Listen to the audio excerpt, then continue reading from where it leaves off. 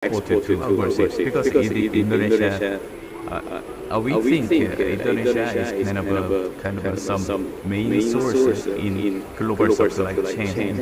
So that's why Welcome to the Governor of West Java Province, Mr. Ridwan Kamil. Selamat datang kami ucapkan kepada Gubernur Jawa Barat, Bapak Ridwan Kamil.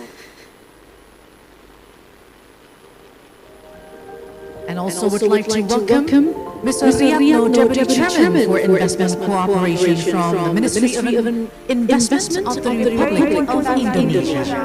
Our community where the project lives. And also would like to welcome Your Excellency Mr. Matthew Downing, UK Ambassador to Indonesia Chargé d'Affaires.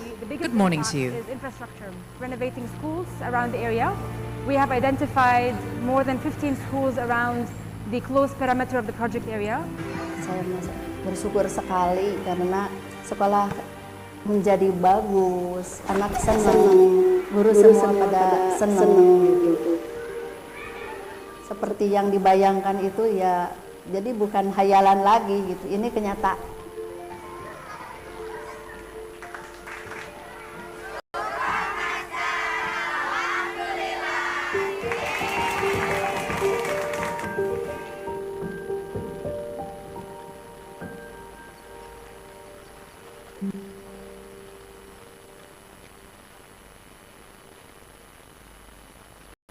Karena dari survei para investor yang ada, kenapa di Jawa Barat, Provinsi Jawa Barat menduduki ranking yang pertama untuk investasi? Alasannya yang pertama karena jalan tol yang ada di Provinsi Jawa Barat itu yang paling banyak dibangun.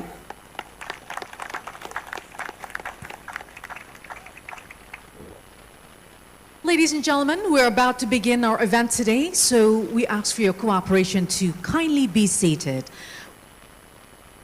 Ladies and gentlemen, Bapak Ibu yang terhormat, kita akan segera memulai acara pada pagi hari ini. Untuk itu, kami meminta kesediaan Bapak Ibu sekalian untuk menduduki kursi-kursi yang telah disediakan. Terima kasih.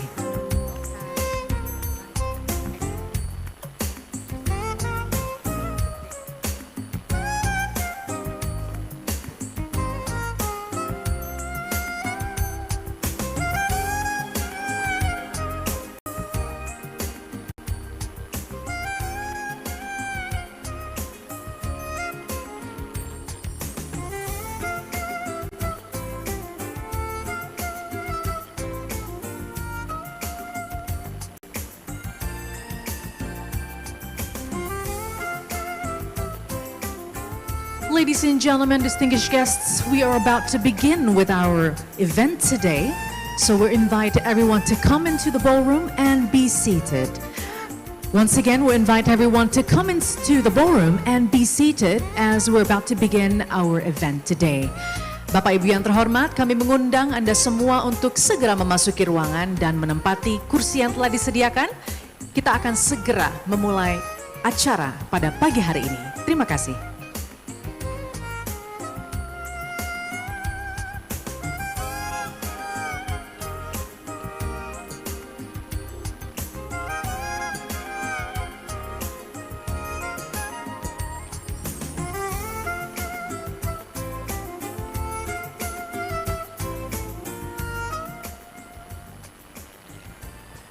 Excellencies, distinguished guests, ladies and gentlemen, please rise for the national anthem of the Republic of Indonesia.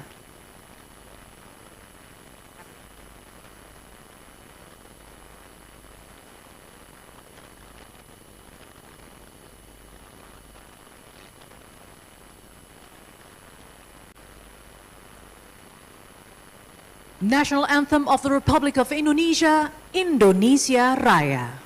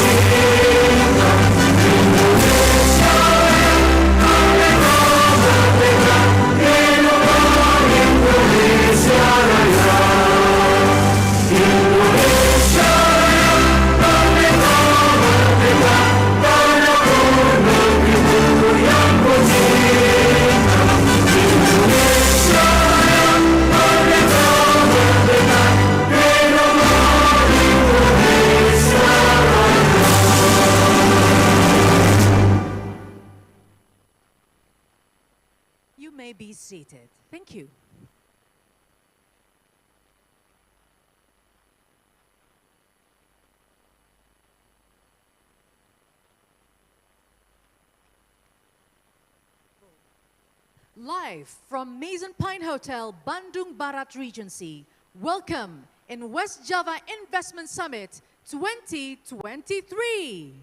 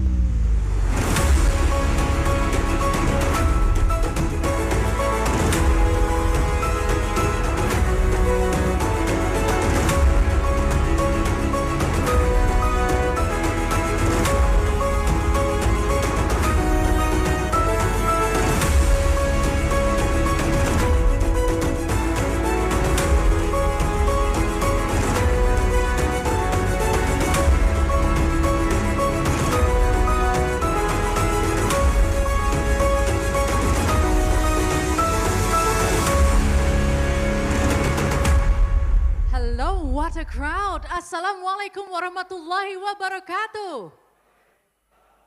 We love the spirit. May peace be upon us all. Shalom, Om Swastiastu, Namo Buddhaya, Sampurasun.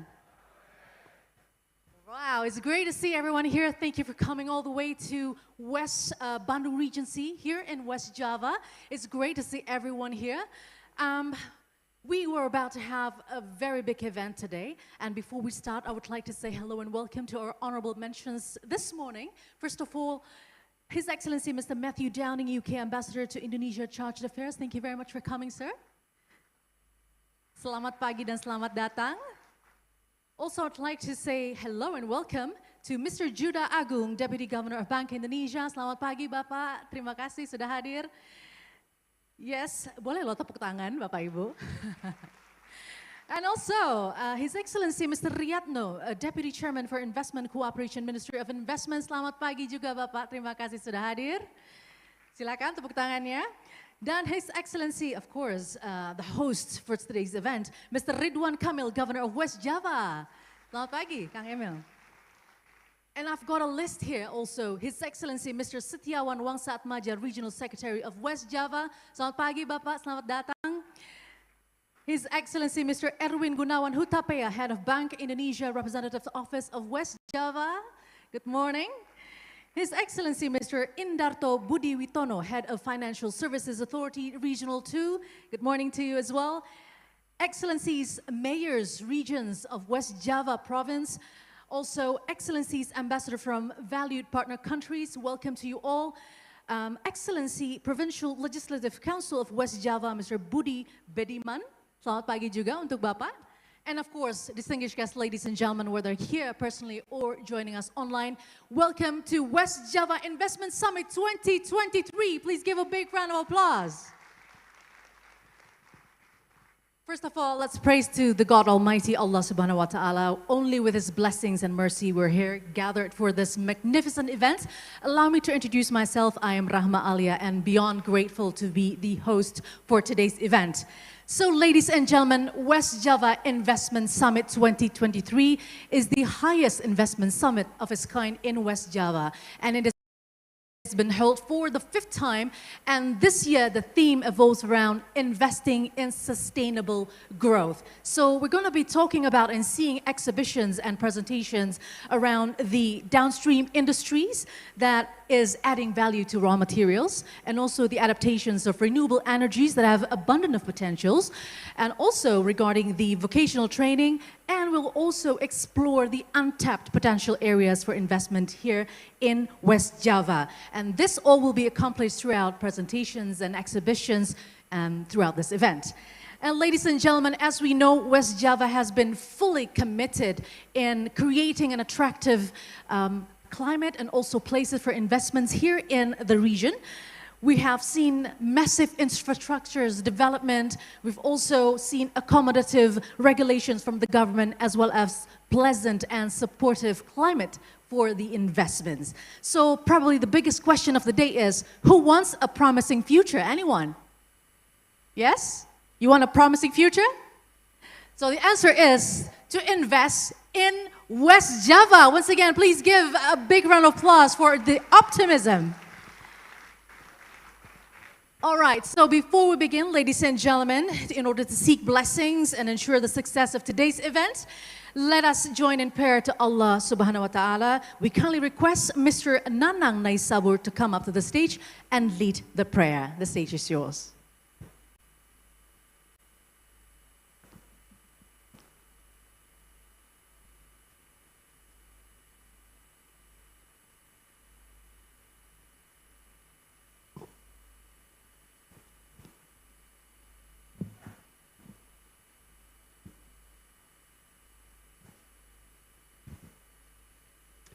Assalamualaikum warahmatullahi wabarakatuh. Mohon izin untuk memimpin pembacaan doa ini sesuai dengan ajaran agama Islam. Allahumma salli wa sallim wa barik ala Sayyidina Muhammadin wa ala alihi wa ashabihi ajma'in. Amin ya Allah ya Rabbal alamin. Bismillahirrahmanirrahim. الحمد لله رب العالمين حمدا يوافي نعمه ويكافئ مزيده يا ربنا لك الحمد كما ينبغي لجلال وجهك الكريم وعظيم سلطانك اللهم صل وسلم وبارك على سيدنا محمد وعلى آله وصحبه أجمعين يا الله يا رحمن يا الله يا رحيم. Dalam setiap kesempatan kami senantiasa haturkan puji dan syukur kehadirat-Mu. Hanya padamu kami menyembah dan mohon pertolongan. Ya Allah, curahkan rahmat dan kasih sayang-Mu pada kami yang hadir di tempat ini dalam acara West Java Investment Summit 2023 dengan memohon ridho dan izin-Mu ya Rabb. Ya Allah ya Wahhab, berikanlah kepada kami rezeki-Mu yang luas, sehingga kami menjadi masyarakat berkemampuan, sejahtera lahir dan batin. Ya Allah, ya Jabbar, ya Qahar, jadikanlah kami sebagai hamba-Mu yang perkasa, sehingga mampu melaksanakan titah-Mu dan mengikuti sunnah Nabi-Mu, Nabi Muhammad sallallahu alaihi wasallam. Ya Ghaffar, berilah ampunan atas segala kealfaan dan kekhilafan kami, keluarga kami, kedua orang tua kami, saudara-saudara kami dan para pemimpin kami. Ya Allah, ya Rahmanu ya Rahim, kasihilah kami dengan rahmat-Mu yang akan membawa keselamatan di dunia dan akhirat. Rabbana atina fid dunya hasanah wa fil akhirati hasanatan wa qina adzaban nar.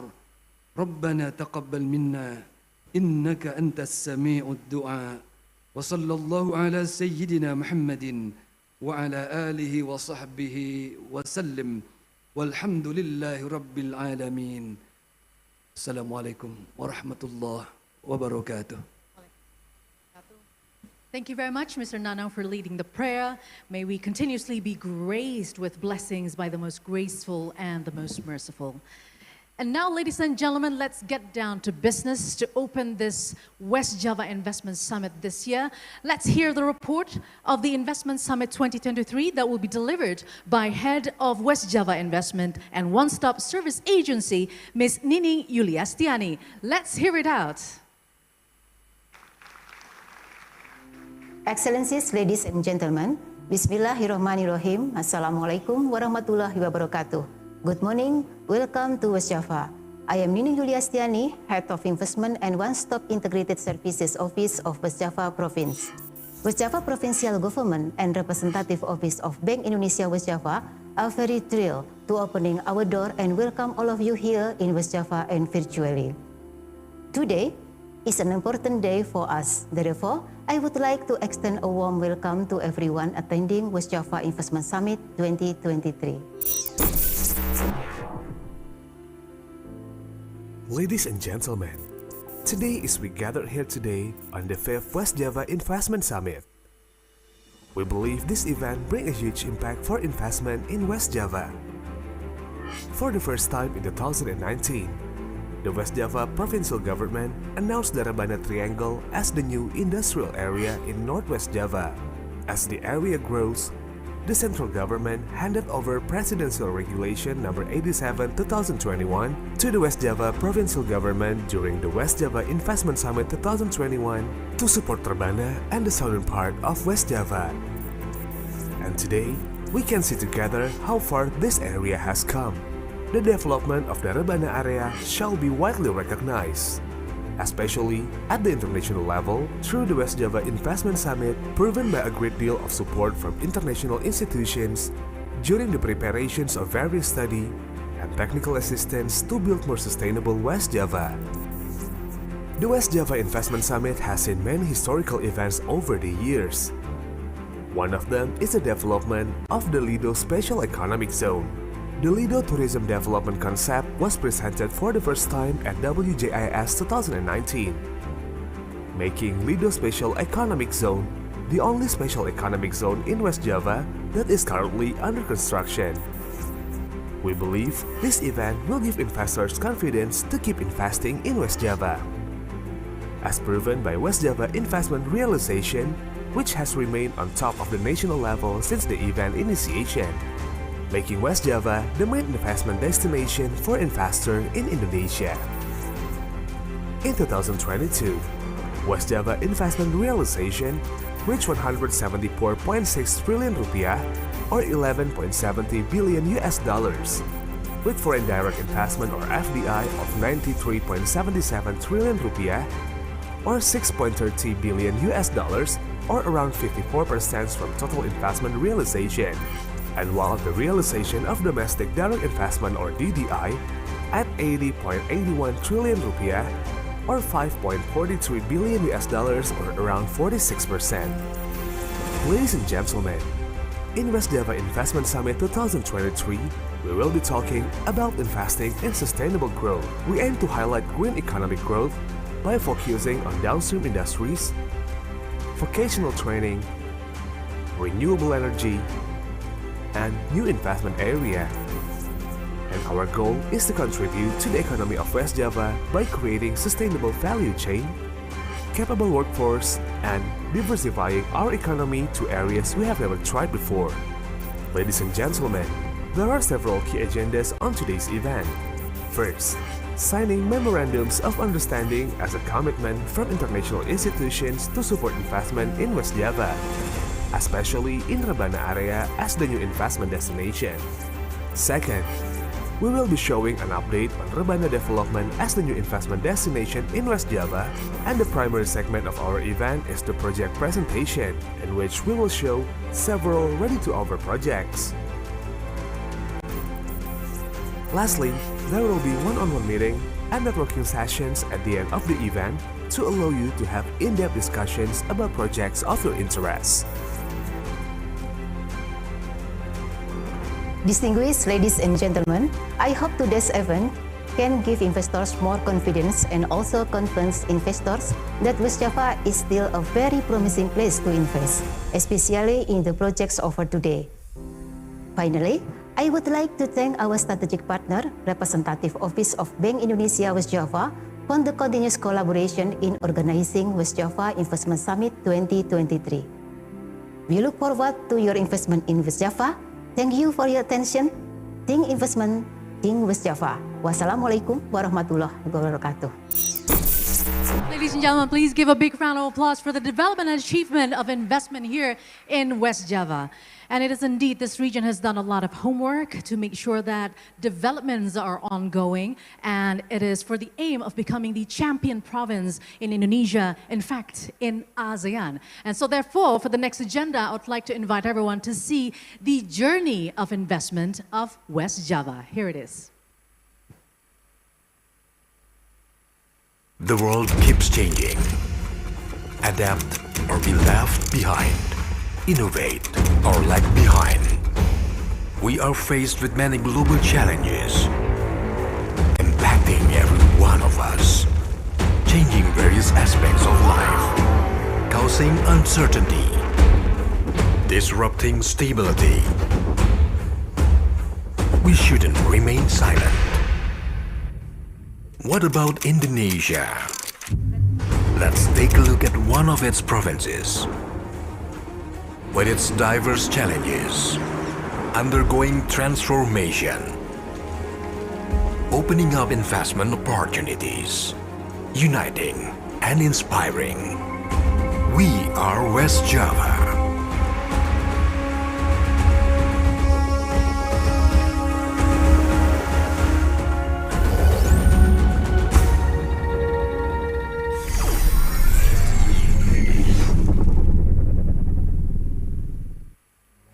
West Java has enchanting natural beauty, rich cultural heritage, and ever-growing infrastructure, supported by high-quality human resources, making the region a prospective investment destination. Investments are crucial in developing strategic sectors in West Java, such as manufacturing, renewable energy, technology, infrastructure, and downstream industry. With smart and innovative investments, West Java creates wide employment opportunities and promotes sustainable economic growth. In the midst of pandemic challenges, West Java is resilient in adapting and encouraging innovation through digital transformation in investment. The West Java government is collaborating with Bank Indonesia to increase investment realization, encourage economic growth, and improve people's welfare. Investments in West Java have been smooth sailing and have successfully overcome challenges, demonstrating the region's resilience and great potential. The northern region is an important cornerstone for the future of West Java, with a thriving industrial sector making a significant contribution to economic growth and employment. West Java introduced the Rebana region as an effort for industrial equalization and to open new investment areas with strong infrastructure, such as toll roads, ports, and international airports. Infrastructure development that supports resource efficiency and environmental sustainability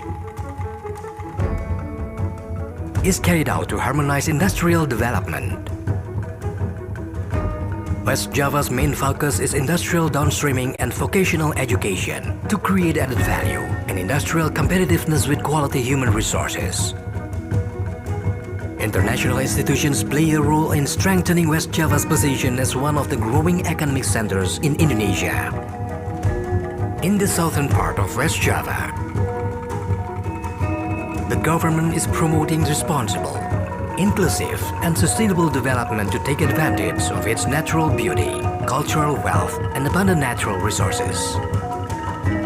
The development focus lies on tourism, agriculture, fisheries, and renewable energy as great potentials for people's welfare and environmental sustainability.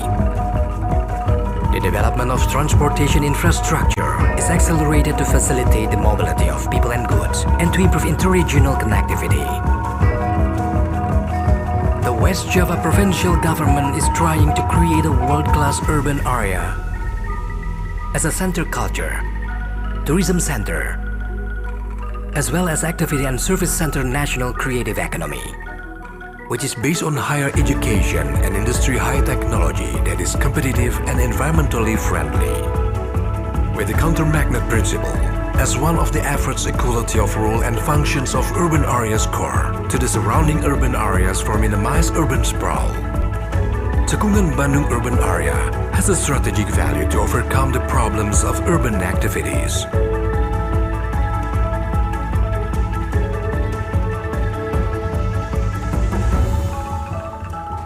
With innovation and collaboration in investing, West Java is ready to become a leading province in development and facing global challenges and competition. Because we believe West Java is empowered. We believe West Java will be the champion and be the pride of us.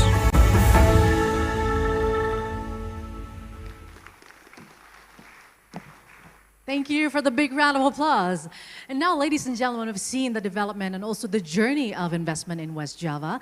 Now we have the opportunity to listen to the opening speech by the man himself who has done a lot for this region. Governor of West Java, Your Excellency, Dr. Haji Muhammad Ridwan Kamil, STMUD. Now the stage is yours. Please take it away, sir.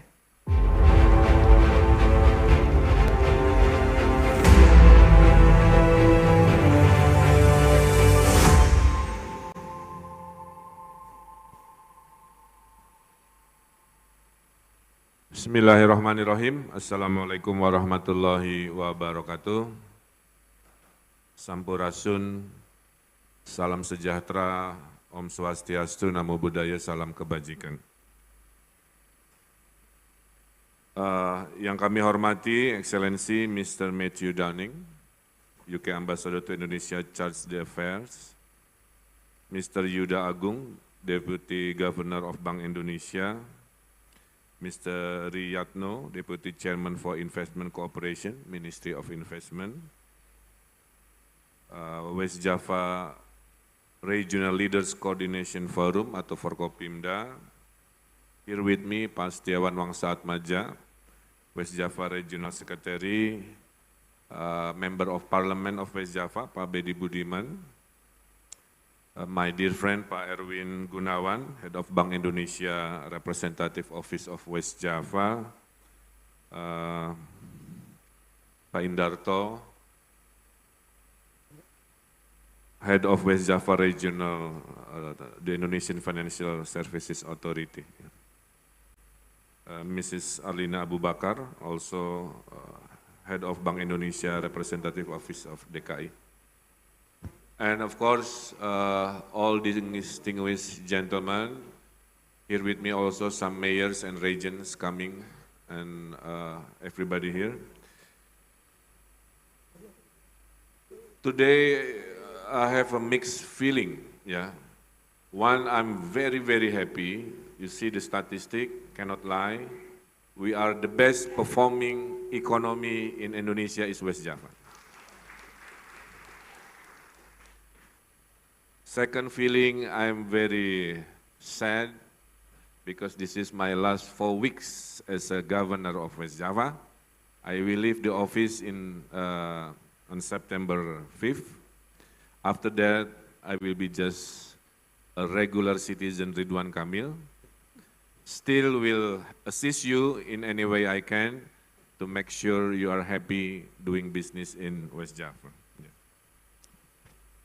Yeah. We have so many achievements.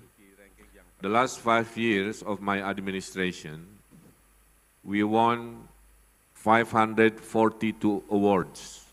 Yeah, national and international. This is to show you we are having 542 change, the before-after story, from slow to fast, yeah, from not so great become great, from ordinary to extraordinary, and many things. Yeah, so it will take 9 hours if I have to explain one by one per minute each. So I'm summarizing today only in economic perspective.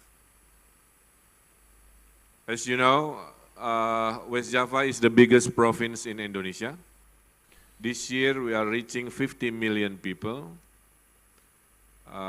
In political terms, we have now extra 2 million voters this year compared to 2019. So the voter for next year election from West Java is the biggest, 35 million voters, yeah. Because the size is so big. Our birth rate ratio also still very healthy, 2.1. So it means a mother can still deliver one son and one daughter. Yeah. So it means up to 2045, Indonesia is the only country to have 70% of its population is a working force. That's why we are very excited to develop a very smart way of education to make sure in the next 20, 30 years, the 70% of our human capital will be the most competitive, most productive human capital in the nations. Yeah.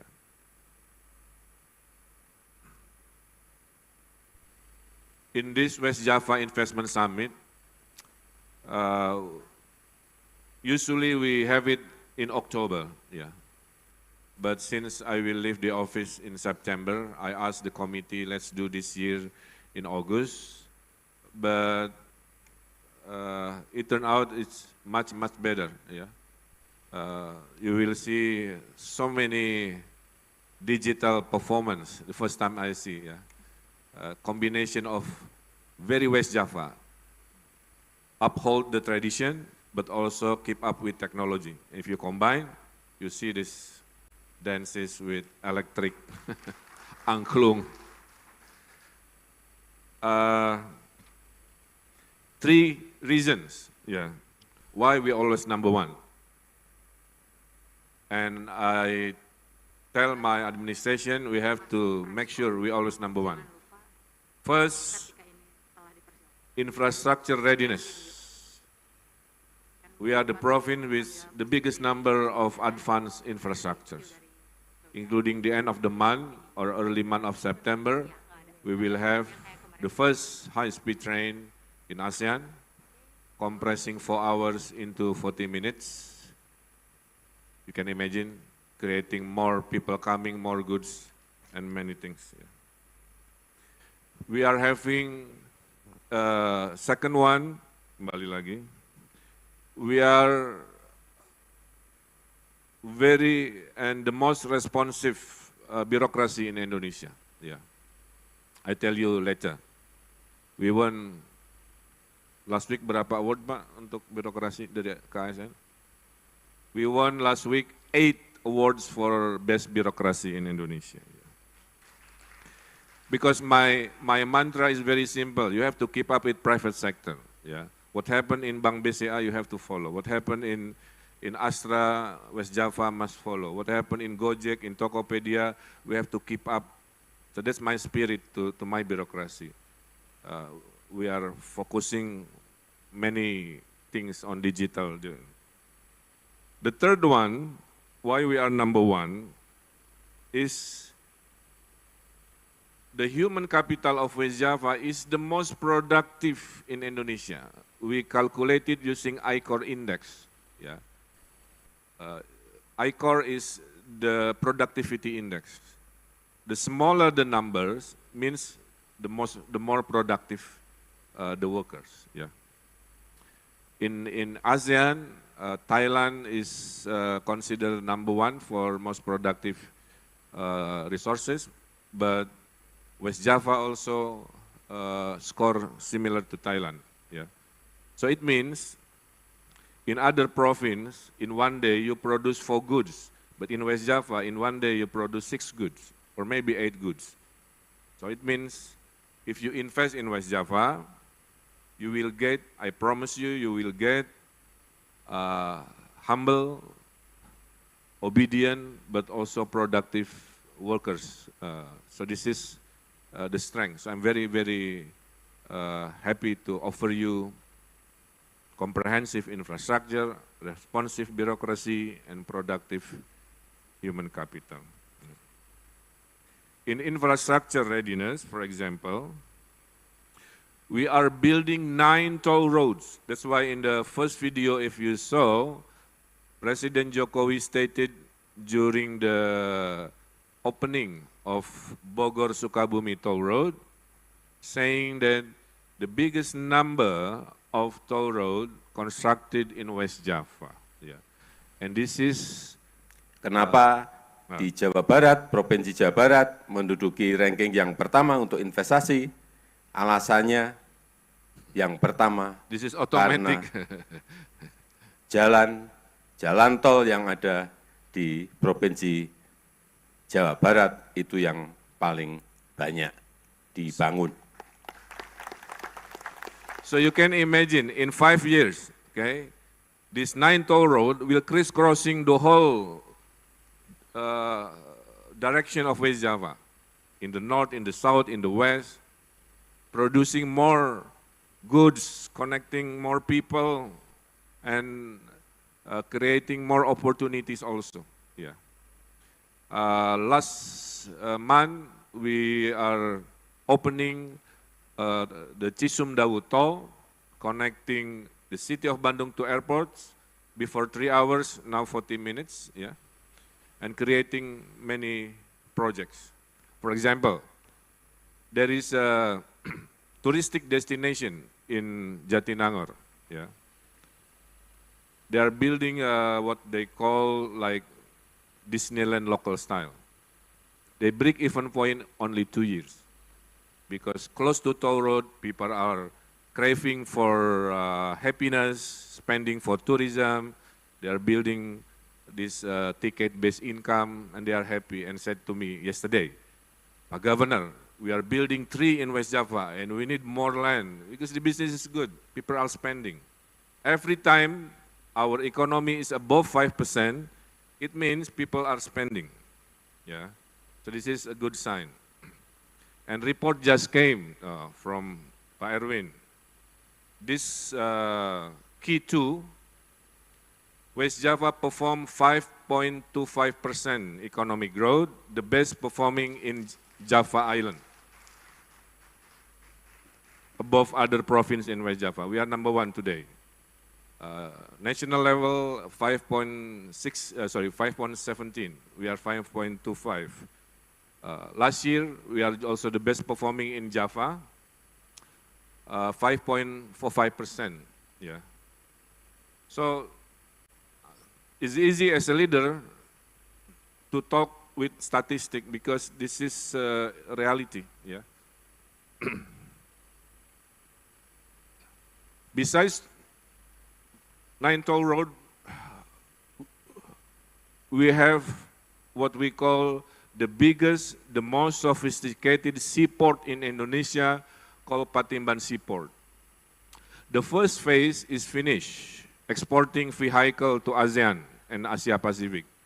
But when Patimban, the whole phase finish in the next coming years, it will be the most digital, the most sophisticated seaport in the whole Indonesia.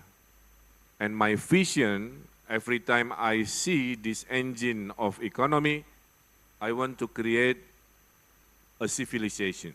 That's why I said to Pak Jokowi, Pak, let not just building the seaport, let's building a city where people can live, work, and play in the one area.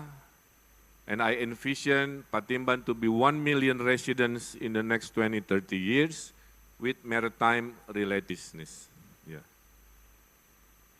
So that is Patimban. Kertajati also now is ready for business since the connection of the toll road finished. Yeah. In October, the Ministry of Transportation will open connection to global. So I just approached by Malaysia Airlines, by Saudi Airlines, by many airlines. They want to have connecting directly to West Java for our 50 million customer. Yeah. Umroh and Hajj is very busy now. And within the Kertajati, the same with Patimban, we allocated 3,000 hectares to be a city called Aero City. Yeah. So it's not just in and out airplane, but also a city. PT Dirgantara is thinking to move from downtown Bandung to somewhere here. PT Pindad also, our military industry, is now exercising the master plan to move from Bandung to the north of West Java, because Bandung will be designed as a merely tourism lifestyle city. Yeah, so industry is designed to be moved out to Bandung, close to this area.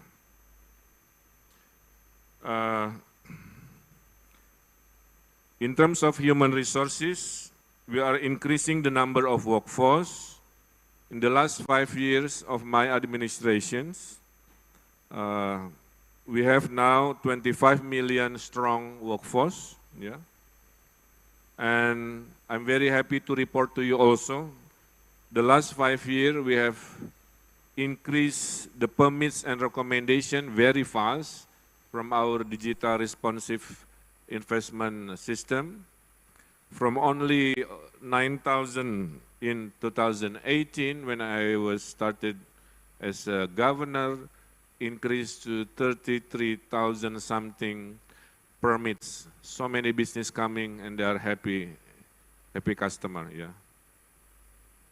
And I'm very pro-business leader. I remember I assist IKEA. They came to me asking for location. I assist them, showing them option, including I assist them physically to bring the IKEA, and finally IKEA is happily having business in this Kota Baru Parahyangan. Next one, realization of national project investment. The biggest one, tepuk tangan for Hyundai. Give a round of applause. I own Hyundai Ioniq. It's not promotion, but I'm just telling the story. Hyundai production only 2,000 cars a year. Order 3,000 cars. So they are having nice problem. Yeah. They're having problem, but it's nice problem. Over demand. And now many EV brand is coming to Indonesia. I'm very, very happy. Top 10 foreign investor in West Java. Number 1, of course, is high-speed train. Yeah, 18 trillions so far. And also top 10 domestic investor in West Java. I would like to thank you, the domestic investor. Why? Because now it's reaching almost 50-50. So it means the confidence of local investor to our economy is as strong as the foreign investor. Yeah. So the gap is getting smaller. Now it's almost 50-50 in West Java. Within hundreds of programs in West Java, we have 5 excellence that I am very proud. Number 1 is Islamic economy, because we are also the biggest Muslim population in the world. And we are designing our economy also to be reaching all sectors, including the Islamic economy, Sharia. Village development, I tell you the data later. We have 5,300 villages. Too small, enough number. Central Java, 34 million people, villages 8,000. West Java, population 50 million, villages only 5,300. But when it comes to performance and reducing poverty, we are much, much better. Investment, infrastructure, and also digital bureaucracy. For the last 2 months, I sometimes read speech made by ChatGPT. So now AI is part of my life. Now we are researching AI, which public service can be replaced by AI, so I can shift the human capital to more dynamic, more productive assignment. Okay. This is Islamic economy. Yeah. We are creating one Islamic school, one business. Yeah. And I'm very happy to report to you, the last 5 years, we produced 5,000 new businesses in madrasah in West Java. They are now owning small bread factory, small shop factory, small financial engineering, financial technology factor, business, and so on and so on. Yeah. Because we have to fight the poverty.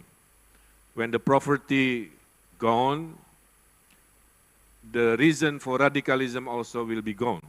So I have to make sure they are happy with their life. And this is the way I balance between modern thinking also and our culture in Islamic society that we have today. Okay.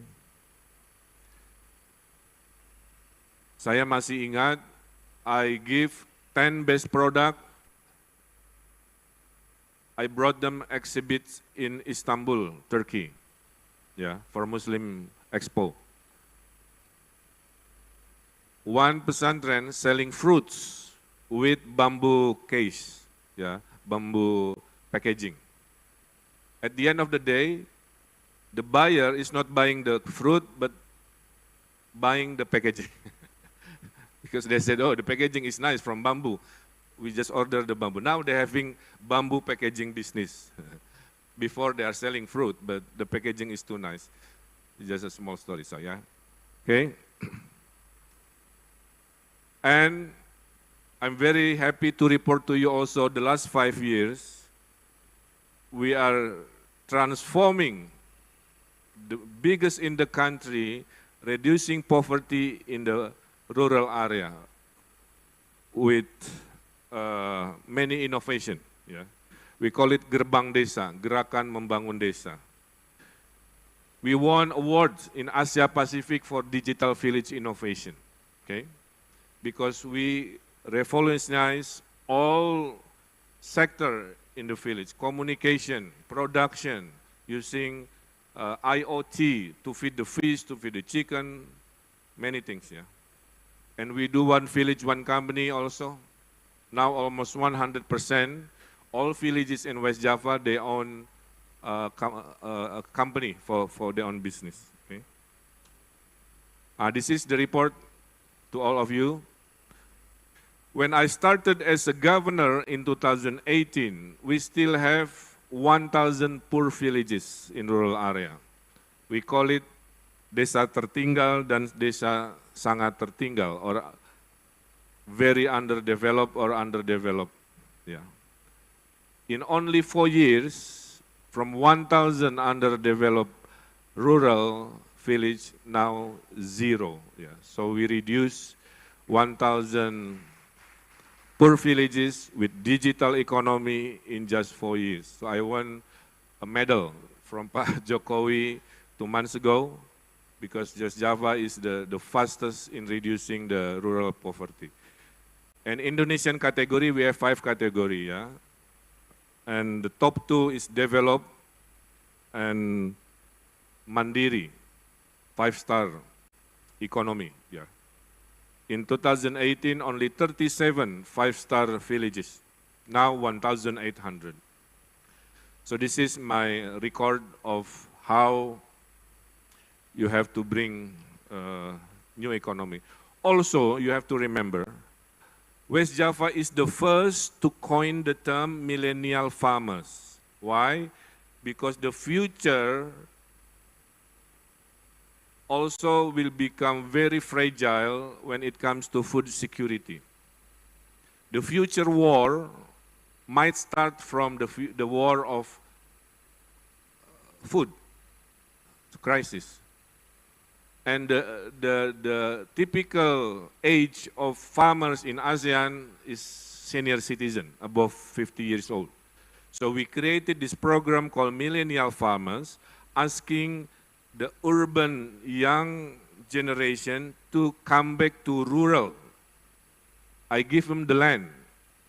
I borrow the money from our bank, Bank BJB, and we buy the products using state-owned company. But must have mastered the digital skill. So now they water the plant using mobile phone, they feed the fish using e-fishery apps, they have now what we call it chicken apartments, 6-story chicken farm instead of 1 story, press mobile phone, 6-story food coming to the chicken, yeah? And we are creating this digital revolution on production. So in the future, mobile phone is no longer means of communication. In the future, mobile phone also a means of production, okay? And when it comes to what I'm talking about, investment realization in West Java now always the highest in the last 5 years. So I'm not talking we are the biggest investment destination this year only.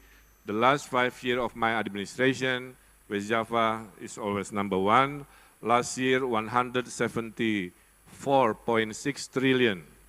1 trillion creating 1,000 jobs. So we are delivering last year at least 175,000 jobs to West Java.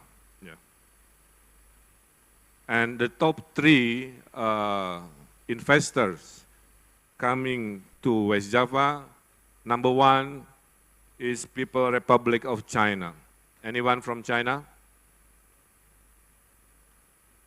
If there is, I want to say xie xieni for investing as a #1. Second one is usually either Singapore or Japan. Anyone from Singapore or Japan? Thank you for Singapore. Arigato gozaimashita for Japan. Yeah. And this is the 5th sector why the investor would like to invest in West Java. Number 1, transportation, warehouse, and communications. Thank you, Amazon, for investing in big data center. You are building 3, and I heard you are expanding. I met your supervisor in Washington, D.C., and said thank you. Yeah, and tell all the tech company in America to follow Amazon Web Services doing in West Java.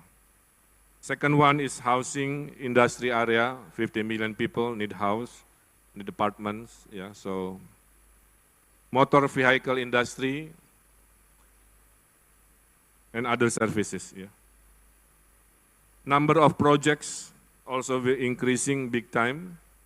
In 2017, from 7,000 projects, jumping to 21,000 projects for foreign. Domestic from only 1,700 projects, jumping to 24,000 something projects. Yeah. Investment value also increase, and as you see, almost 50-50 foreign and domestic also. SMEs, not to forget, this is many forget, yeah. More than 90% of our workforce absorbed by SMEs business. So I'm inviting all you also not to invest only in big projects, but also SMEs projects. But if SME you multiply by 100 outlets, then you have a big, strong economy and business. Yeah. SME is small, but if you multiply by 100 outlets, by 1,000 outlets, then you have the size of very great economy. And GDP per capita of West Java also, I'm reporting to you, increasing, even though we have 2 years COVID, yeah, 2018, 40 million per capita per year, now 49 million rupiah per capita per year. Hopefully in the next 20, 30 years, we are increasing more. Yeah. And high-speed train, as I mentioned to you, will have the second phase.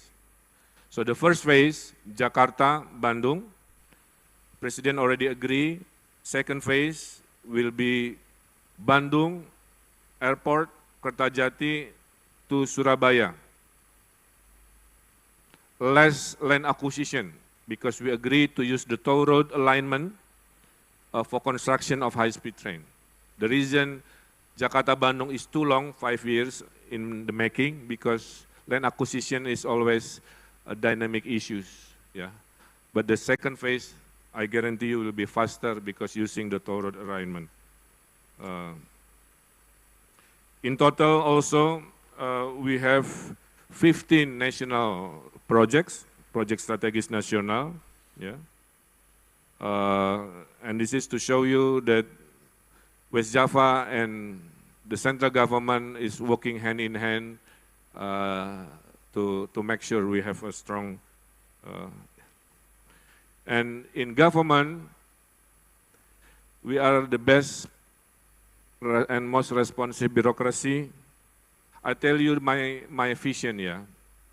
In Indonesia, we have 4 levels of bureaucracy. 1.0, regulator only, no innovation. Yeah. No regulation, no innovation. It's very primitive. The second phase, 2.0, is performance-based governance. You give awards to your performance, yeah.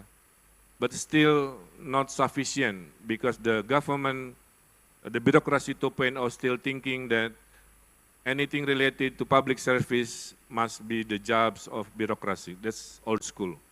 So West Java now building the 3.0. Everybody that loves West Java can work under me as a governor. So I recruit thousands of Gen Z as part of my army now. That's why we won 100 awards for digital revolution bureaucracy, because we have more than 1,000 Gen Z working as a digital apps provider, including the last one, Bureaucracy 4.0, using AI, using anything new to reform my bureaucracy. And this is the result.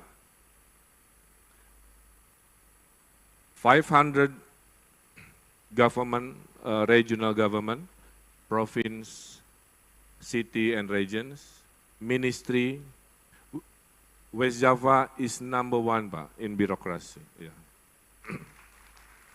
Outperforming the whole ministry, outperforming the whole 500 regional and local government.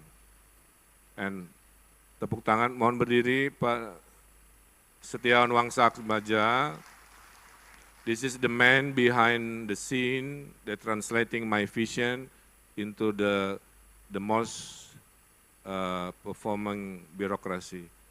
And I already give him permission because he is invited by the Philippines government to learn about our bureaucracy system. Silakan Pak. You need some time for break, yeah. So I'll let you go. Next one, do not forget we are experiencing what we call crisis in climate. Yeah, 700 hectares land of West Java is gone, now become seawater. So sea rise level is real. West Java is losing now 700 hectares of used to be land, now become seawater. So we have to shift our thinking of what we call it comfort zone of carbon into more efficient, more reducing our carbon lifestyle. Our carbon lifestyle now is really threatening our climate. And this is happening everywhere to all the shoreline in Java Island, in Sumatra Island. We have to do something now with the help of you from the business side. So what we do, what we have been doing the last 5 years, we are planting 50 million trees in all seashore, all the critical land. But now, last week, we are passing our target of planting 50 million trees.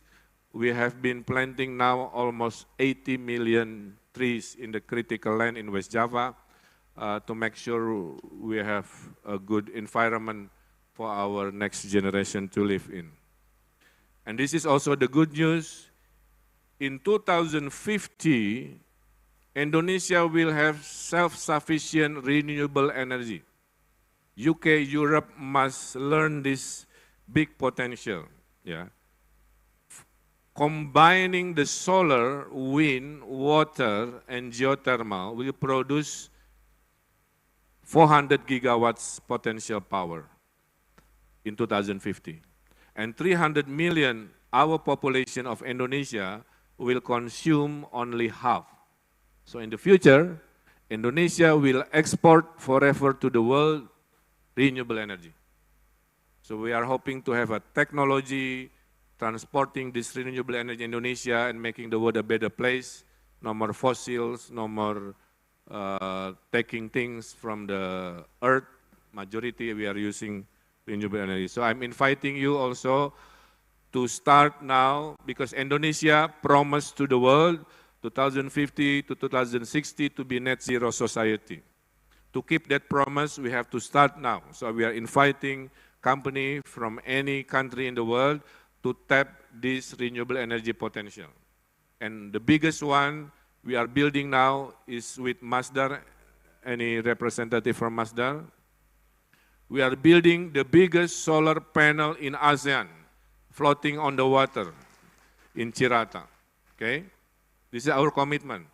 We are making regulation to mandatory all the rooftop of the factory, also planting the rooftop solar panel also. We are now promoting EV everywhere I go. I am the first public official to use EV 3 years ago. Yeah. I even designed the motorbike Ridwan Kamil edition because I'm an architect, so I like to design beautiful things. So it will be released soon with local company called Gesit. Yeah. And also West Java is the biggest reserve of geothermal in Indonesia because we have so many active volcanoes. Only 10% tap as energy, 90% geothermal ready up for grab for business. And wherever you have volcano, you have also hot spring. So I'm inviting tourism business, onsen, Japan onsen company or Korea to use this hot spring everywhere in West Java for hot spring tourism business also. Yeah. So that's basically what we have when it comes to green. And last point I want to tell you is West Java is in line with the Pak Jokowi direction to downstream the industry. Yeah, we have 7 benefits why we have to do downstream. Economic growth will be accelerated because money is coming. Second, more jobs opportunity instead of just exporting raw nickel or raw minerals. We are building the added value business, multiply by 4 times, 6 times economic value, increasing national income and less risk for commodity price impact. Yeah. So therefore, we are happy to report to you, West Java is preparing many downstream industrial zone, including what we call Rebana area. Yeah. Rebana area is the future economy of West Java. In the north, flatland, easy to manage for industry. We are designing 13 new industrial city. So I'm inviting you to own one of the 13. And the central government pledged to invest in infrastructure, 234 trillion in Rebana, and 150 something trillion for the south of West Java. But we are talking Rebana, so it means the south of West Java is for tourism, fishery, and agriculture, but the north West Java is full industry and some of agriculture. Yeah. And I'm happy to report to you also, West Java, so many industry, but the rice production, we are surplus, 1.3 million tons a year. So West Java is very balanced, yeah. Factory everywhere, but rice field we keep strictly. So we produce last 5 years, I'm very proud to say, 60,000 hectares new areal for rice to make sure my people, they have enough rice in their homes. And we are also promoting special economic zone. So I'm happy to report to you, the first special economic zone is approved by the central government and the award went to Lido. Perwakilan dari MNC mohon berdiri. Pak Adrian. Nah, Pak, I work very hard to get this special economic zone award, Pak, on your behalf. Make sure you deliver ya, Pak. Governor just lobbying. You are now to prove, yeah. Because once you get the status of special economic zone, you are self-regulated. Yeah, you are self-regulated. You can make your own regulation, less tax, incentive, and many things. It's a good model. Yeah. So, ladies and gentlemen, I think to conclude, this is my last time standing here. I've been serving my people almost 5 years. This is my time to say goodbye. Yeah. After this, I don't know where I have to go, but options are all good. Yeah. I can extend my terms in West Java. Survey in Jakarta also very good. National level also still very dynamic. So see what happens. But Ridwan Kamil will be the same. I'm a pro-business leader. I understand your concern. I'm educated in Islamic school in West Java, but also I was educated in UC Berkeley, United States, so I'm combining local knowledge of Indonesia and also international global thinking. This is where I am. So, and this is to prove to you West Java Investment Summit is one of the best event in Indonesia. Today we will witness, berapa Bu yang ditawarkan? 70? Yeah. We are now offering 70 trillions projects 2023 for you to consider to be part of our economy. Once again, thank you for coming. Let's do some business and let's make sure West Java is always #1 in your mind to be the best province for investment in Indonesia and hopefully in the future the best investment destination in ASEAN. Terima kasih, hatur nuhun, good day, and selamat melanjutkan kegiatan. Big round of applause for Governor of West Java, Bapak Ridwan Kamil. You will surely be missed, Pak Ridwan Kamil, after 5 years with a lot of achievements, 500 more awards, that's amazing. And certainly there was a promise, you will stay as somebody who will make West Java as very appealing for investment. So investors, if anything happens, Pak Ridwan Kamil is there, you can go after him. All right, so now, ladies and gentlemen, after the speech from the Governor of West Java, we have the opportunity to have the keynote speech through this video by the Coordinating Minister for Economic Affairs of the Republic of Indonesia, Mr. Erlangga Hartarto. Here it is.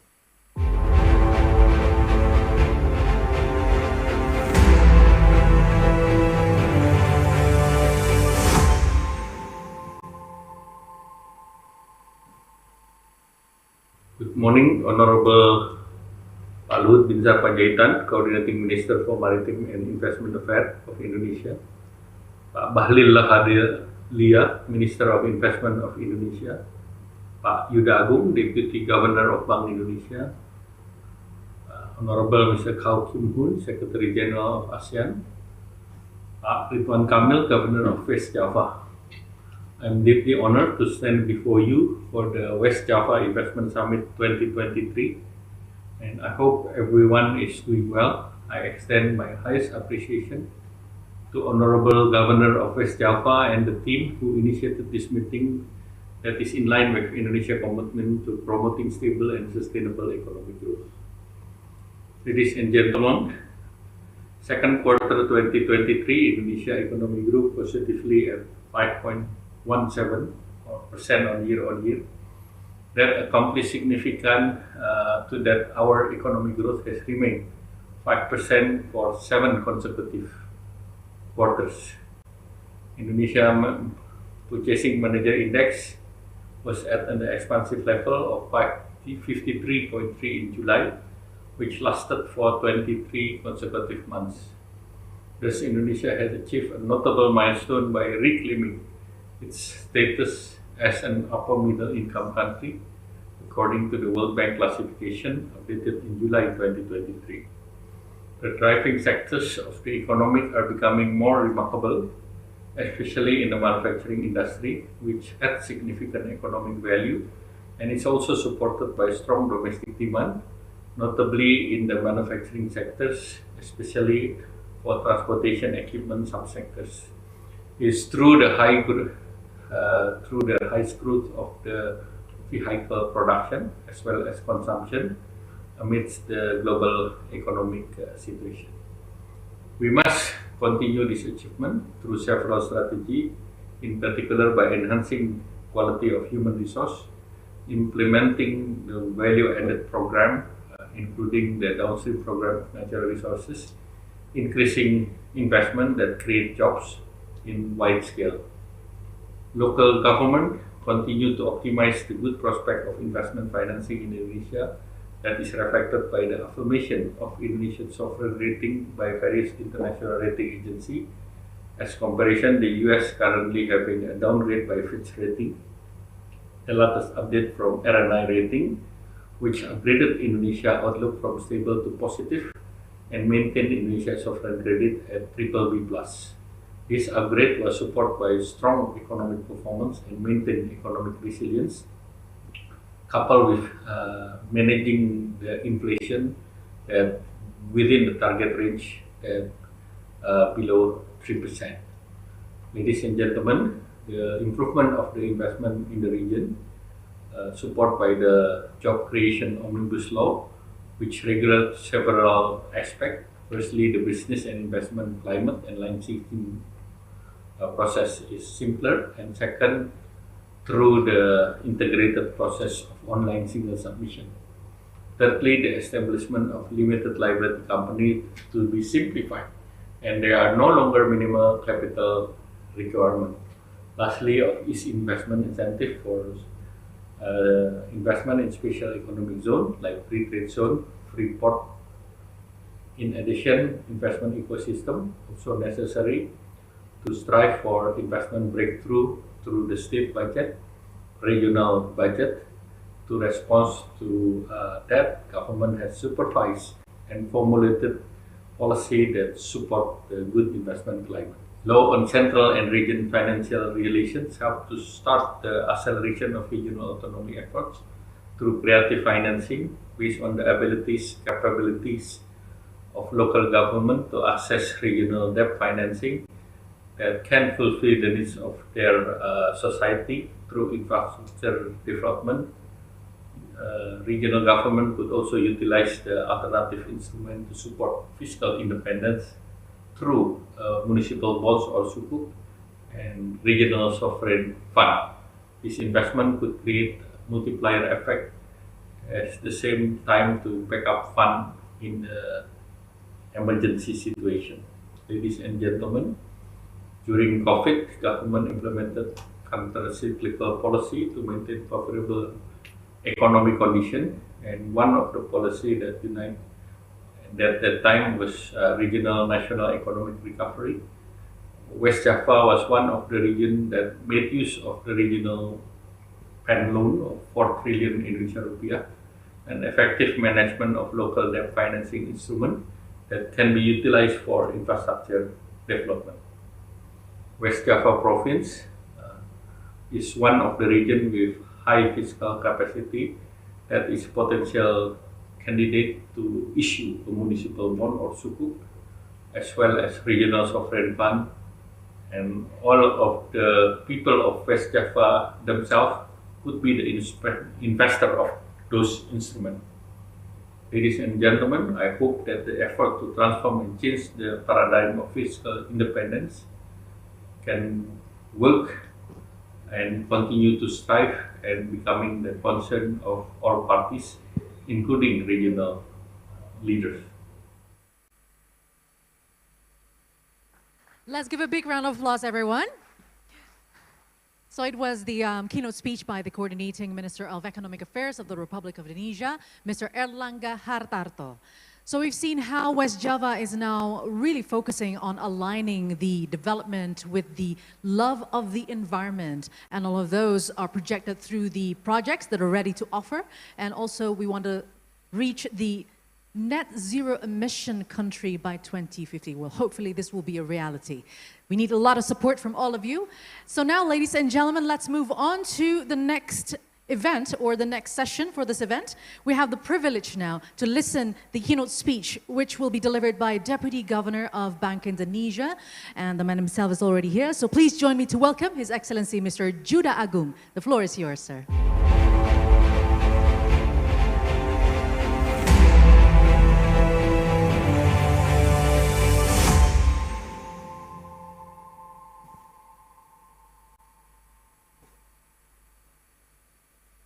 Honorable UK Ambassador to Indonesia, Chancellor of Affairs, Mr. Matthew Donning,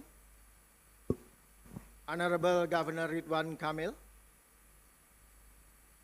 representative from the embassies of the United Arab Emirates, Japan, and Denmark, Deputy Cooperation and Investment of Indonesia, Investment Coordinating Board, Bapak Riyadno, leaders of development agencies from JICA, ISDB, ADB, KFW, Korean Chamber of Commerce, my colleague from Bank Indonesia, representative from various investment institutions, banking, venture capitals, and private investors. Ladies and gentlemen, Assalamualaikum warahmatullahi wabarakatuh, and very good morning to all of you. First of all, I would like to extend my appreciation to the collaboration between the provincial government of West Java and Bank Indonesia Rep Office in West Java in organizing this very important event. The West Java Investment Summit, which already held for the 5th consecutive years, has consistently delivered exceptional contribution to the advancement of the West Java development. This investment summit has firmly established itself as extraordinary platform, serving as catalyst for in-depth discussion between investors and Indonesian authorities regarding a diverse array of projects. Moreover, it has effectively facilitated the realization of various projects in West Java, including the largest solar power plant in Cirata that I visited yesterday. Today, I would like to discuss our assessment on the recent global economy and Indonesian macroeconomic outlook and the vast economic potentials that the country can offer to potential investors.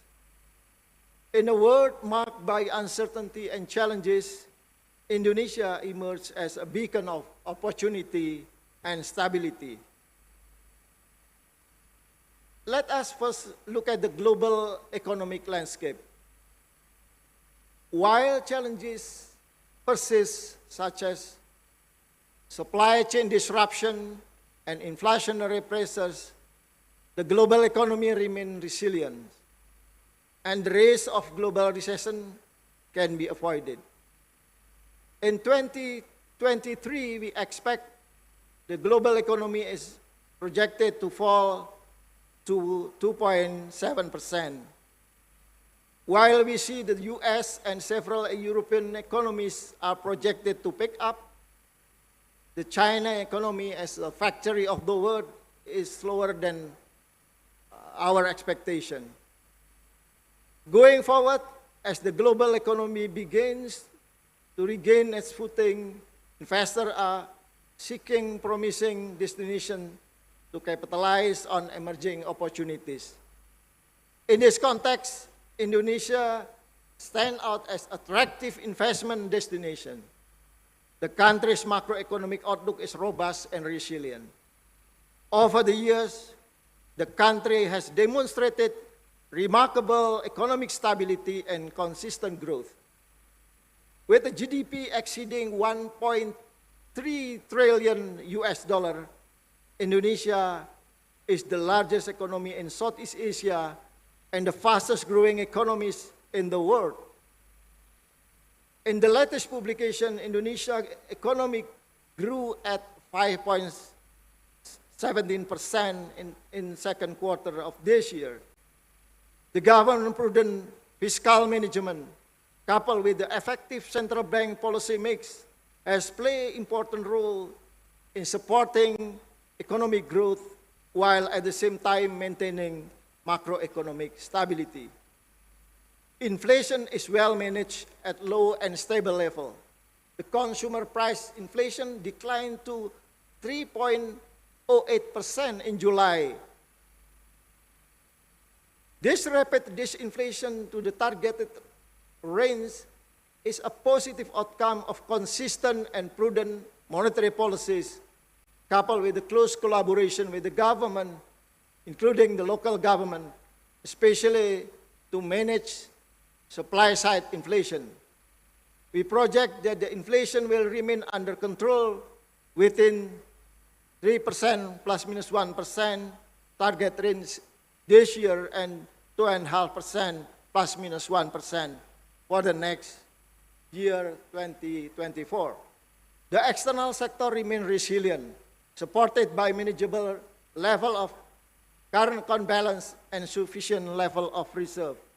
In 2023, we expect the current account will be maintained in the range of surplus 0.4% and to deficit 0.4% over GDP. Indonesia financial system also remains stable. Liquidity in banking sector remain ample and banks are well capitalized. Lending growth was 11.3% last year and expected to grow 9 to 11% this year. Moving forward, the economic prospect of Indonesia remain highly optimistic. This also been confirmed by the credit rating agency RNI. In its latest release, RNI upgraded Indonesia outlook from stable to positive. Moreover, Indonesia maintained its BBB+ rating, signifying a position 2 levels above the minimum investment grade. Ladies and gentlemen, Indonesia economic potential are vast and diverse. The optimism in Indonesia economic prospect is underscored by several factors that I consider as the long-term advantages. One, the country's large and young population, coupled with growing middle income class, present a thriving consumer market. Indonesia's current demographic composition is dominated by productive age group constituting over 70%. Over the past 15 years, Indonesia has witnessed the expansion of middle class from 7% to 20% of the population. With the projection of sustained economic growth, this middle class is anticipated to persistently expand and eventually constitute a dominant proportion of Indonesian population. This offers tremendous opportunities for business across various sectors, including retail sectors, consumer goods, healthcare, and services. 2, Indonesia has made significant strides in digital transformation. The country has seen rapid increase in internet penetration and smartphone usage, leading to flourishing digital economy. E-commerce, fintech, digital services are booming sectors with immense potential for investors seeking to capitalize on digital revolution. Indonesia has 77 million internet users, number 4 in the global. 353 million mobile phone users and 160 million social media users. A recent publication by IMF cites Indonesia as having the world's highest growth rate in e-commerce transaction, surpassing both advanced economies and rapidly developing nations such as India and Vietnam. 3, infrastructure development is another area that offers immense potential in Indonesia. The government has placed significant emphasis on improving transportation network, expanding port and airport, and enhancing digital connectivity. These infra projects not only fuel economic growth, but also create opportunities for investment in sectors such as construction, logistics, and telecommunication. 4, Indonesia is committed to sustainable development and transitioning to a greener economy. The country has abundant renewable energy resources, including solar, wind, hydro, and geothermal. The government's focus on renewable energy generation present attractive opportunity for investors in the green economy sectors, contributing to the environment sustainability and long-term profitability.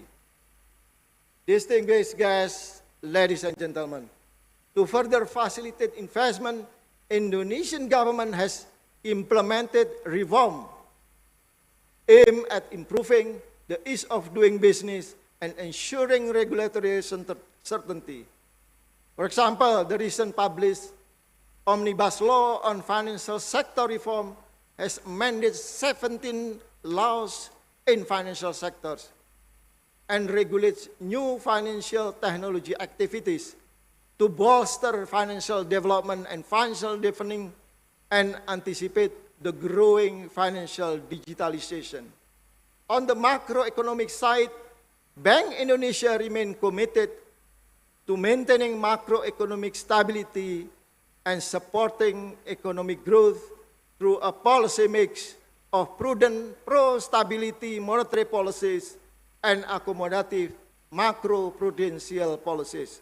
We also continue to accelerate digitalization in payment system, money market deepening, and develop financial inclusion. Fiscal policy remains prudent, with the fiscal deficit has returned to 3% fiscal rule last year, 1 year earlier than envisaged before. Distinguished guests, ladies and gentlemen, I will stop my remark here. However, before concluding, I would like to emphasize that key factor in driving investment lies in the strong coordination, strong synergy between the government, local government, Bank Indonesia, and all industry players, including banking sector. Hence, to expedite investment across region in Indonesia, including West Java, Bank Indonesia has established a special unit, we call it Regional Investor Relation Unit, RIRU. This dedicated unit situated within Bank Indonesia Rep Office will focus on facilitating and assisting local government to enhance investment realization within their respective region. Currently, Bank Indonesia has established 14 RIRUs across Indonesia. These regional investment units are continuously fortified to achieve optimal efficacy, driven by primary goals of managing investor perception, unlocking the full potential of each region, and reducing asymmetric information. To conclude, let us continue the positive strides we have taken in advancing development and investment in West Java that in turn contributing to the economic revitalization in Indonesia and its journey toward a more prosperous Indonesia in future. Thank you. Assalamualaikum warahmatullahi wabarakatuh. Waalaikumsalam warahmatullahi wabarakatuh. Pak Judah Agung, kindly please stay on the stage. Thank you very much, Pak, for the keynote speech and also the support for West Java and stabilizing the national economy status for Indonesia so that that's appealing for investments. Kindly stay on the stage and maybe move forward a little bit. Yes. And now, ladies and gentlemen, we are moving forward to our next agenda, which is the signing of MOUs and also handing over some documents, very important ones. And for this opportunity, I would like to invite once again the Governor of West Java, Bapak Ridwan Kamil. Could you please come on stage as well? So we have a series of MOU signings. Now we begin with the first one. We invite representatives from JICA and World Resource Institute Indonesia to come up to the stage. Please welcome Mr. Yasui Takehiro, Chief Representative of JICA Indonesia, and Mr. Nirarta Samadi from Country Director of WRI Indonesia to do the signing. And also we invite head of Rebana Metropolitan Area, to sign this cooperation agreement. Please welcome Mr. Bernardus Jonaputro. The first signing of the MOU, Mr. Bernardus Jonaputro will first sign the documents, please. So we begin with WRI first. Ladies and gentlemen, this cooperation agreement between Rebana Metropolitan Management Agency and World Resource Institute regarding green and low emission industry development strategy in the Rebana Metropolitan Area. Thank you very much. And now moving on to the next one with JICA. Memorandum of Understanding between Rebana Metropolitan Management Agency and Japan International Cooperation Agency, or JICA, regarding project for Rebana area development, which is related to Patimban International Airport. Now from JICA representatives now signing. Please give a big round of applause for the first MOU signing this morning.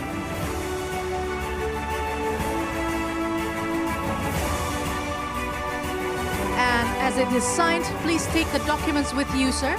Please take it for the photo opportunity. Bring the document with you, Pa. And now move forward for the photo signing, but with the document, if you may. Yeah. Oh, okay. We can do it here too. Okay, are you ready? Yes, big round of applause and also big smiles, everyone. Another one, 3, 2, 1. Thank you very much. Thank you, and representative from JICA and also WRI, you may return to your seat, as well as Pak Bernardus Jonaputro, you may return to your seat. Pak Ridwan Kamil and Pak Juda Agung, please kindly stay on the stage. You will be here for the entire MOU signing, actually. Okay, now let's move on to the next MOU signing. We would like to invite the representative of Kadin Jabar, PT Penjaminan Infrastruktur Indonesia Persero, Universitas Pajajaran, and Startup Bandung to come up to the stage. Please welcome Mr. Cucu Sutara, Mr. Wahid Sutopo, Mrs. Rina India Stuti, and Mr. Aji Santika. So for this opportunity, Mr. Ridwan Kamil, the West Java Governor, will sign the document first. Pak Ridwan Kamil, you may sign the documents or the MOU. So joint agreement between West Java Provincial Government and Startup Bandung on facilitation and development of local startup companies in West Java. And there's also the Memorandum of Understanding between West Java Kadin and West Java Provincial Government on cooperation in strengthening or revitalizing vocational training education. And the last MOU signing here is the West Java Provincial Government and PT Penjaminan Infrastruktur Indonesia and Pajajaran University on capacity building, screening project, assistance and consultation of PPP projects in West Java. All right. Now the other parties are now signing the MOUs.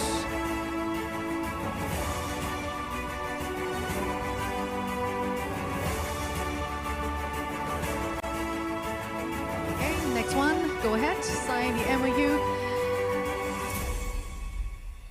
Yes.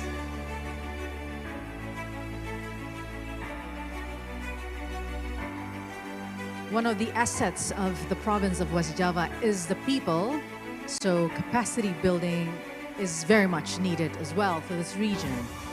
So here you go. These are the signings, the MOUs, to show to everyone the commitment of capacity building. Okay, next one.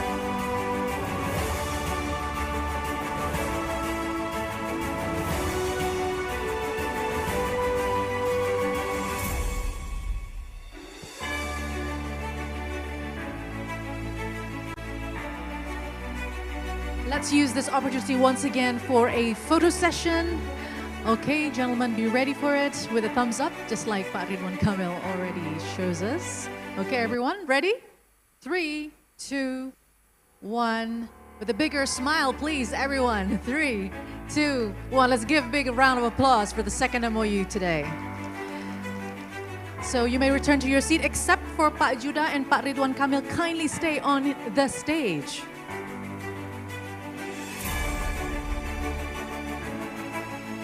From Kadin Jabar, from PII, as well as from Bandung start up. You may return to your seats. Thank you very much. And let's now move on to the next one, which is the carbon emission reduction in transportation sector through the conversion of electric vehicles and the use of renewable energy MOU. Now, ladies and gentlemen, we invite for this MOU signing, UK Ambassador to Indonesia, Chargé d'Affaires, Mr. Matthew Downing, to witness the signing. This is between the Nottingham University and West Java Provincial Government. And Mr. Ridwan Kamil, you will sign the document witnessed by Pak Judah and as Pak Matthew. It is indeed a commitment for West Java and for UK and the rest of the world, actually, for this climate crisis that are now haunting us all. So through the signing, it is proven. Now let's use this opportunity for a photo session. Yes, the three gentlemen. Okay, be ready for the camera shots. 3, 2, 1. And one more time, 3, 2, 1. Give big round of applause. And now symbolically, Pak Ridwan Kamil would like to hand over the document to you, actually. Oh, I'm sorry, they took away the document. But here is a proof of symbolically handing over the Memorandum of Understanding from West Java Governor to Mr. Matthew Downing.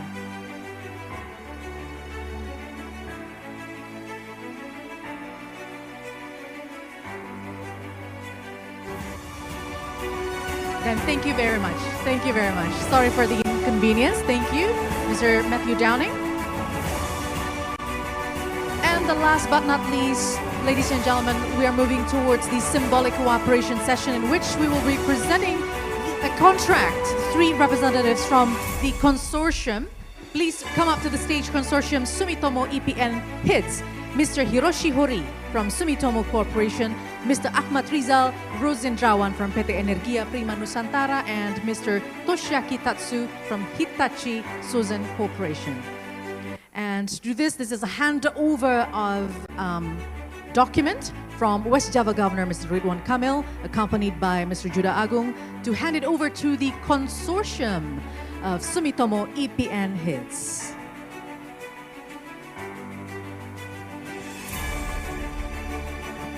So, ladies and gentlemen, after 6 long years of coordination and bidding process, the provincial government of West Java delighted to announce that the winner for waste to energy projects, the first and the biggest in Indonesia, awarded to Sumitomo Japan. Thank you. Congratulations for the consortium. Once again, let's use this opportunity for the photo session already. Oh, no more thumbs up this time, but it's okay. 3, 2, 1. One more time. 3, 2, 1. Oh, thumbs up. There you go. Let's give a big round of applause for the last document handing over. And for the consortium, you may return to your seat. Thank you very much. And now, ladies and gentlemen, this is the peak moment for today's event, which is the opening ceremony of West Java Investment Summit 2023. And as a symbolic indication of the inauguration, I would like to invite Pak Judah Agung and Pak Ridwan Kamil to put your right palm. Be ready for the striking the button. Okay, do not do anything yet. Let's do the countdown together, ladies and gentlemen. So when we do that, strike the button. Okay, are you ready? Okay, 5, 4, 3, 2, 1.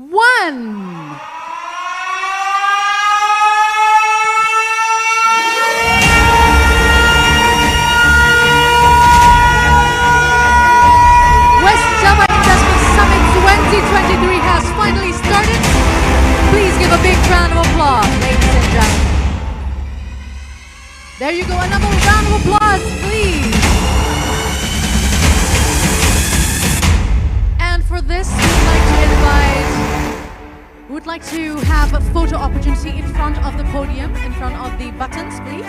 Now we're also inviting UK Ambassador to Indonesia, once again, Mr. Matthew Downing, to come up to the stage Deputy Chairman for Investment, Cooperation Ministry of Investment, Mr. Riyatno, please also come up to the stage. Head of Bank Indonesia Representative Office of West Java, Mr. Erwin Gunawan Hutapea. Regional Secretary of West Java, Mr. Setiawan Wangsa Atmaja. Head of Financial Services Authority, Regional 2, Mr. Indarto Budi Witono. Provincial Legislative Council of West Java, Mr. Budi Bediman, please also come up to the stage. We're also inviting Head of Communication Department, Bank Indonesia, Mr. Erwin Haryono. Head of West Java Investment and One-Stop Service Agency, Ms. Nining Yulistiani. Head of Bank Indonesia Representative Office of Jakarta, Mr. Arliana Abu Bakar. Director of Bank Indonesia, Mr. Naik Tigor Sinaga. Deputy Head of Bank Indonesia Representatives of West Java, Mr. Bambang Pramono, Mr. Jeffrey Dwi Putra, Mr. Hestu Wibowo, and Mr. Aswin Kosotale.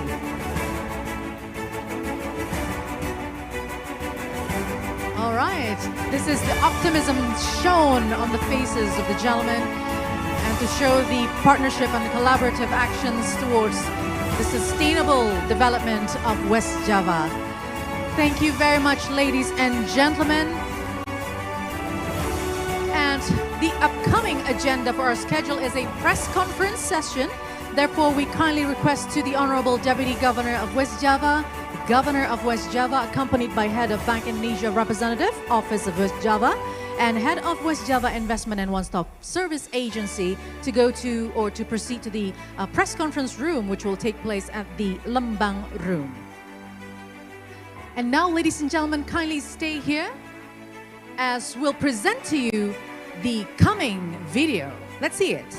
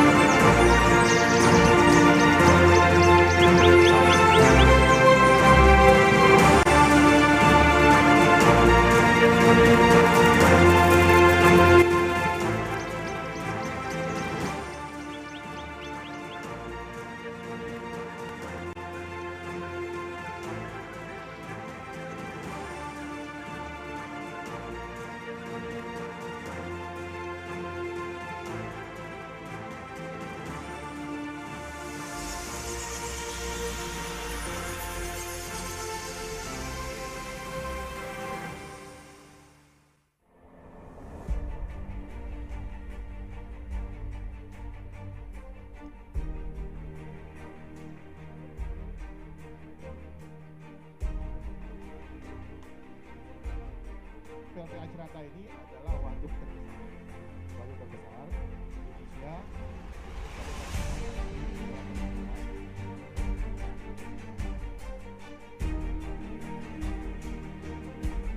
Bank Indonesia ini bagian dari lembaga yang juga punya concern dengan green energy, green economy, termasuk juga kita mendorong pada perbankan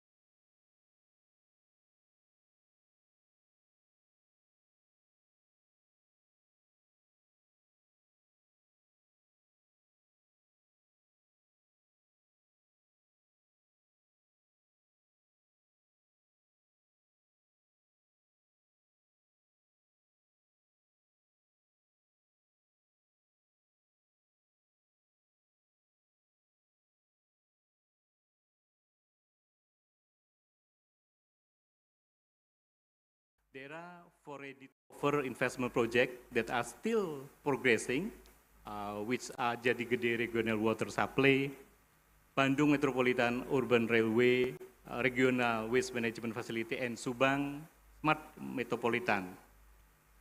The Ministry of Investment expected that relevant institutions in West Java regional would be pursue this 4 projects in which Singapore was interested.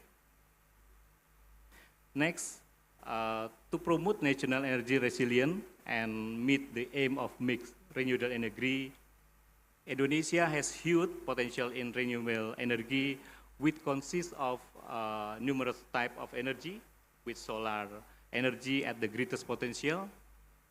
In West Java, renewable energy include hydropower, solar power, wind power, ocean thermal energy, also geothermal energy. I think that concludes my presentation, and I hope that we could have some fruitful discussion in this session. Thank you, and I give back to the floor. Wassalamualaikum warahmatullahi wabarakatuh. Waalaikumsalam warahmatullahi wabarakatuh. Please give a round of applause for Pak Riyatno. Thank you so much, Pak, for the presentation. Very insightful indeed. And now, ladies and gentlemen, we still have the next item of today, which is a project presentation session. But before we listen to those project presentations, let's hear the summary of projects ready to offer that will be delivered by West Java Secretary to Your Excellency, Mr. Setiawan Wangsa Atmaja. You may have the floor.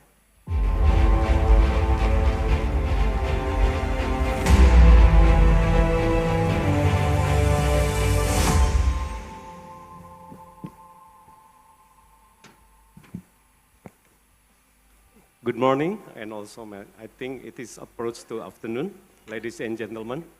So I would like to present regarding the summary of the project offer, the ready project offer. But before that, I would like to greet in front of me the City of Mayor of Bogor, and then also the Regency Head of Bapak, terima kasih, Bupati Kuningan. Lalu, and then also would like to thanks to the presenter before me and all ladies and gentlemen. There are 3 things that I would like to present. The first is regarding the West Java at glance. I think the governor of West Java is already present to you. I think it's very comprehensive, but I would like to try to present the core thing. And then the second is the new economic area hotspot area, especially in West Java, that the project placed on that area. And the third is the conclusion. Let me explain about the West Java.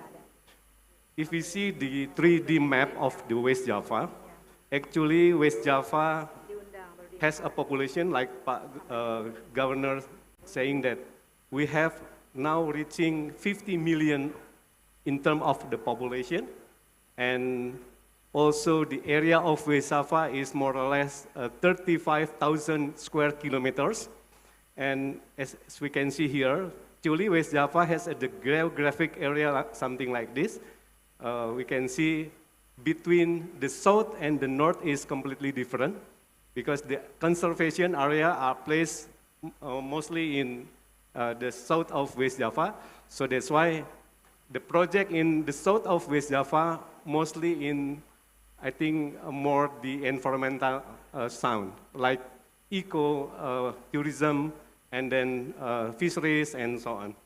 But a little bit different situation in the north of West Java. In the north of West Java, we have full industry and some of the paddy rice over there. Ladies and gentlemen, actually there are 1, 2, 3, 4. West Java is one of the luckiest of the province, because for the development of West Java, we have at least 4 residential regulation, or maybe the government regulation, as a regulation umbrella in West Java. So for instance, the first is, I think before this slide, the first is for the Bodebek Jur. We have the government, the presidential regulation, and the second for the Cekungan Bandung.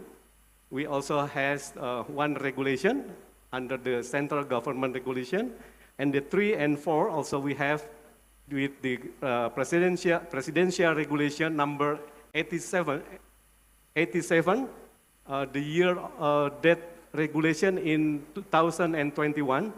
So it means that if we talk about the investment in West Java, mostly we have in West Java we have the regulation as an umbrella for to be safe to invest in West Java.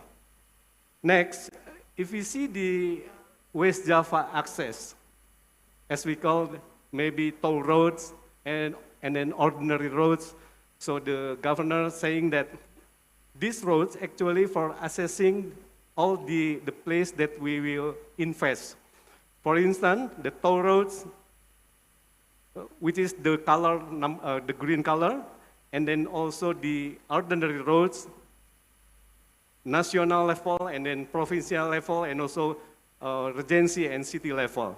So we can see here that the road is crossing in every places in West Java, from west to east, and then also from north, I think, to the south. So the road readiness is almost 84.5%. And then regarding the population size, so compare with other countries maybe, because West Java is the most populated in Indonesia.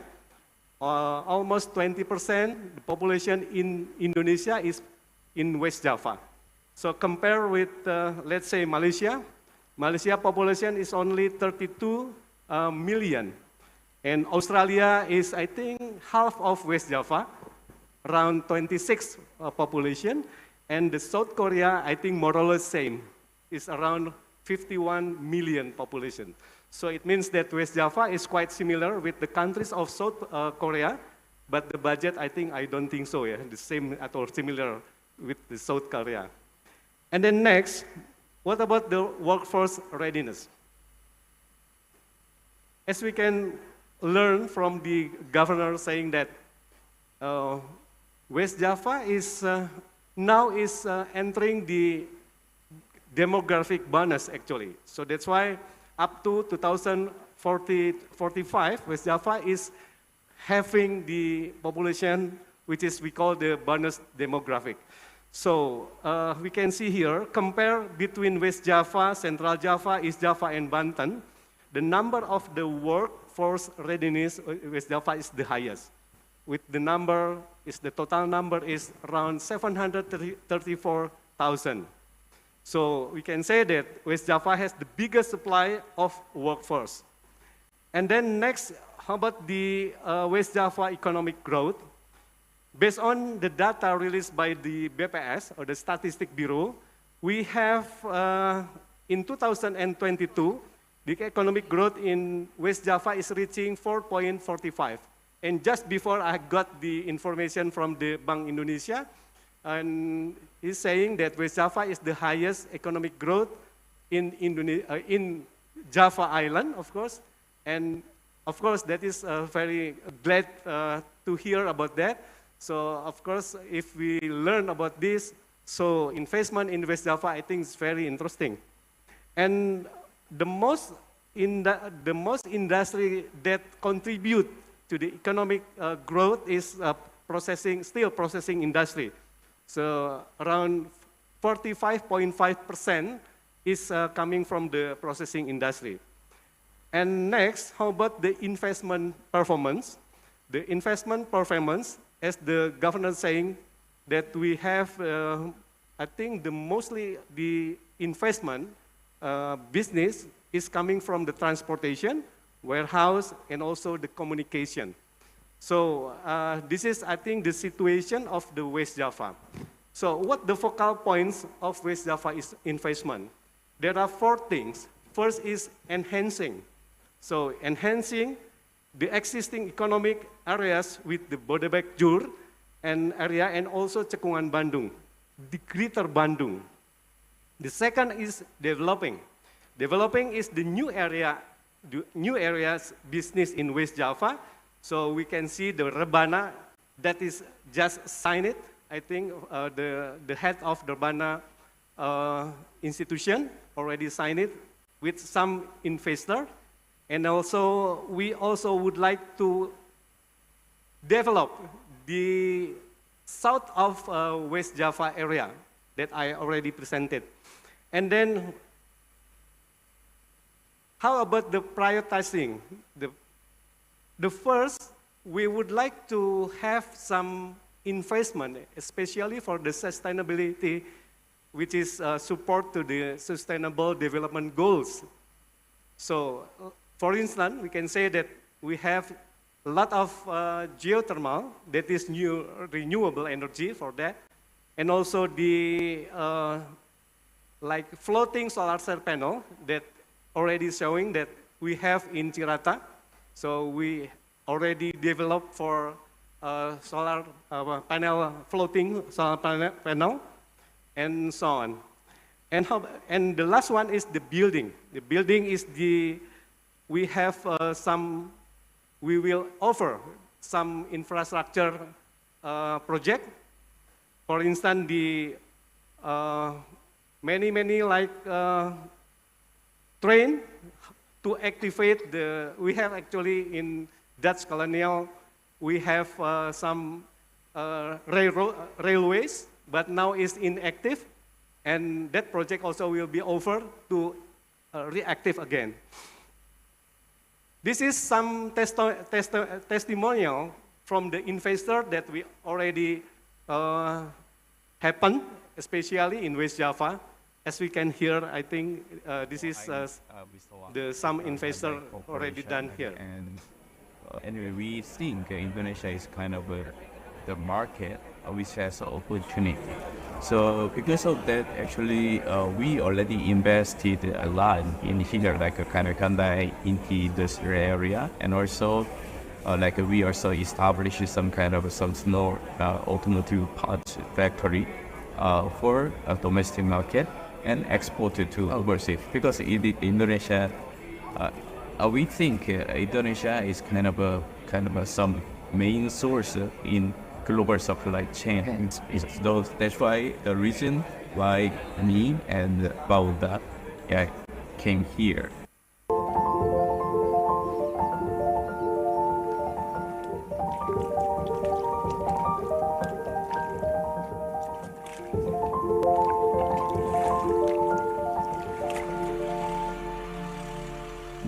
It's very important that we make sure that our community where the project lives are also satisfied and happy, that they can get some sort of benefit out of this.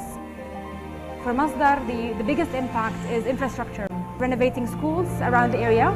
We have identified more than 15 schools around the close perimeter of the project area.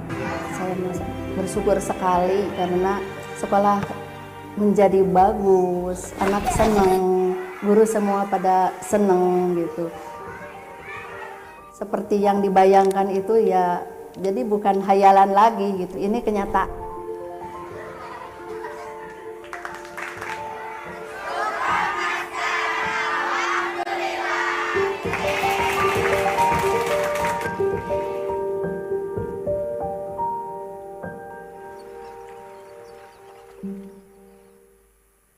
Okay, thank you.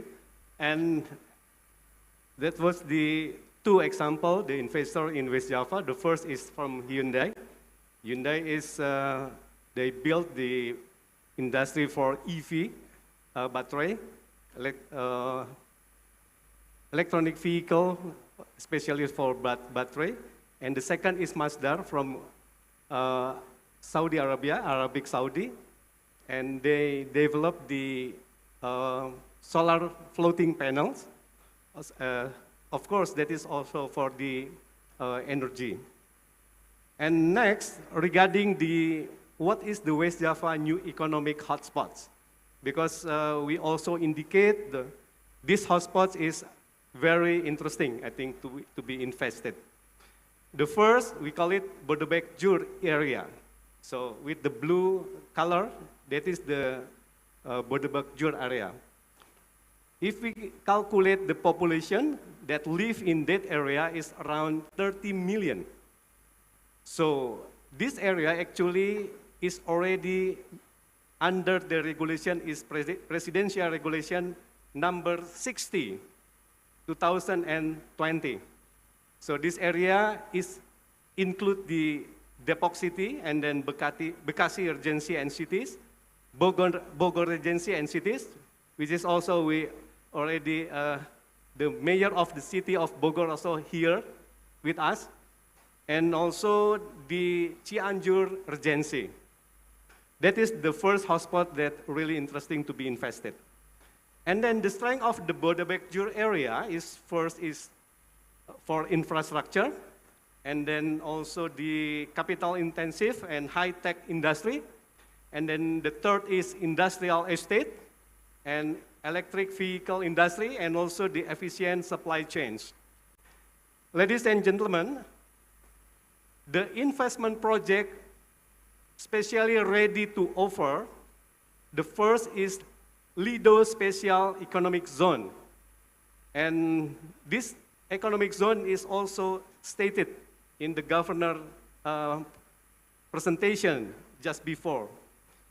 And then the project location, of course, in Bogor Regency of West Java, and estimated investment value is more or less 2.4 billion US dollar, and the project owner is the PT MNC.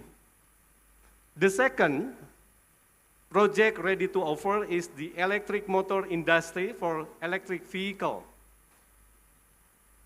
Estimated investment value is around 38 million US dollar. And the third, the investment project ready to offer is the component industries of motor vehicles brake system and also suspension system. And estimated for the investment for the brake system industry is around 76 million US dollar, and then for the suspension system industry is around 78 million US dollar. That is in the first spot of the area for investment. Now it is second of hotspots, our hotspot. We call it Rebana Metropolitan Area. Rebana Metropolitan Area is regulated under the Presidential Regulation number 87, 2021. So as we can see here, the investment in Rebana is provide for infrastructure and also others. As we can see here, this is the area of Rebana, as we can see from our map. So industrial area development in Rebana Metropolitan with the total area is more or less 43,000 hectares. And the investment opportunity in industrial area development, we expand around 13 industrial area in Rebana area. So we can see here, as the governor saying that Rebana, it will be the future economic development for West Java. So that's why I think this area is quite interesting. So in terms of the regulation also, it is really safe. Next, still in Rebana, we have the Subang Metropolitan. We call it Subang Smart Politan. And it will be the project ready to offer. It will be the industry, especially for the pharmacy, like paracetamol, and then amoxicillin medicine, and raw material industry, especially for the raw material industry.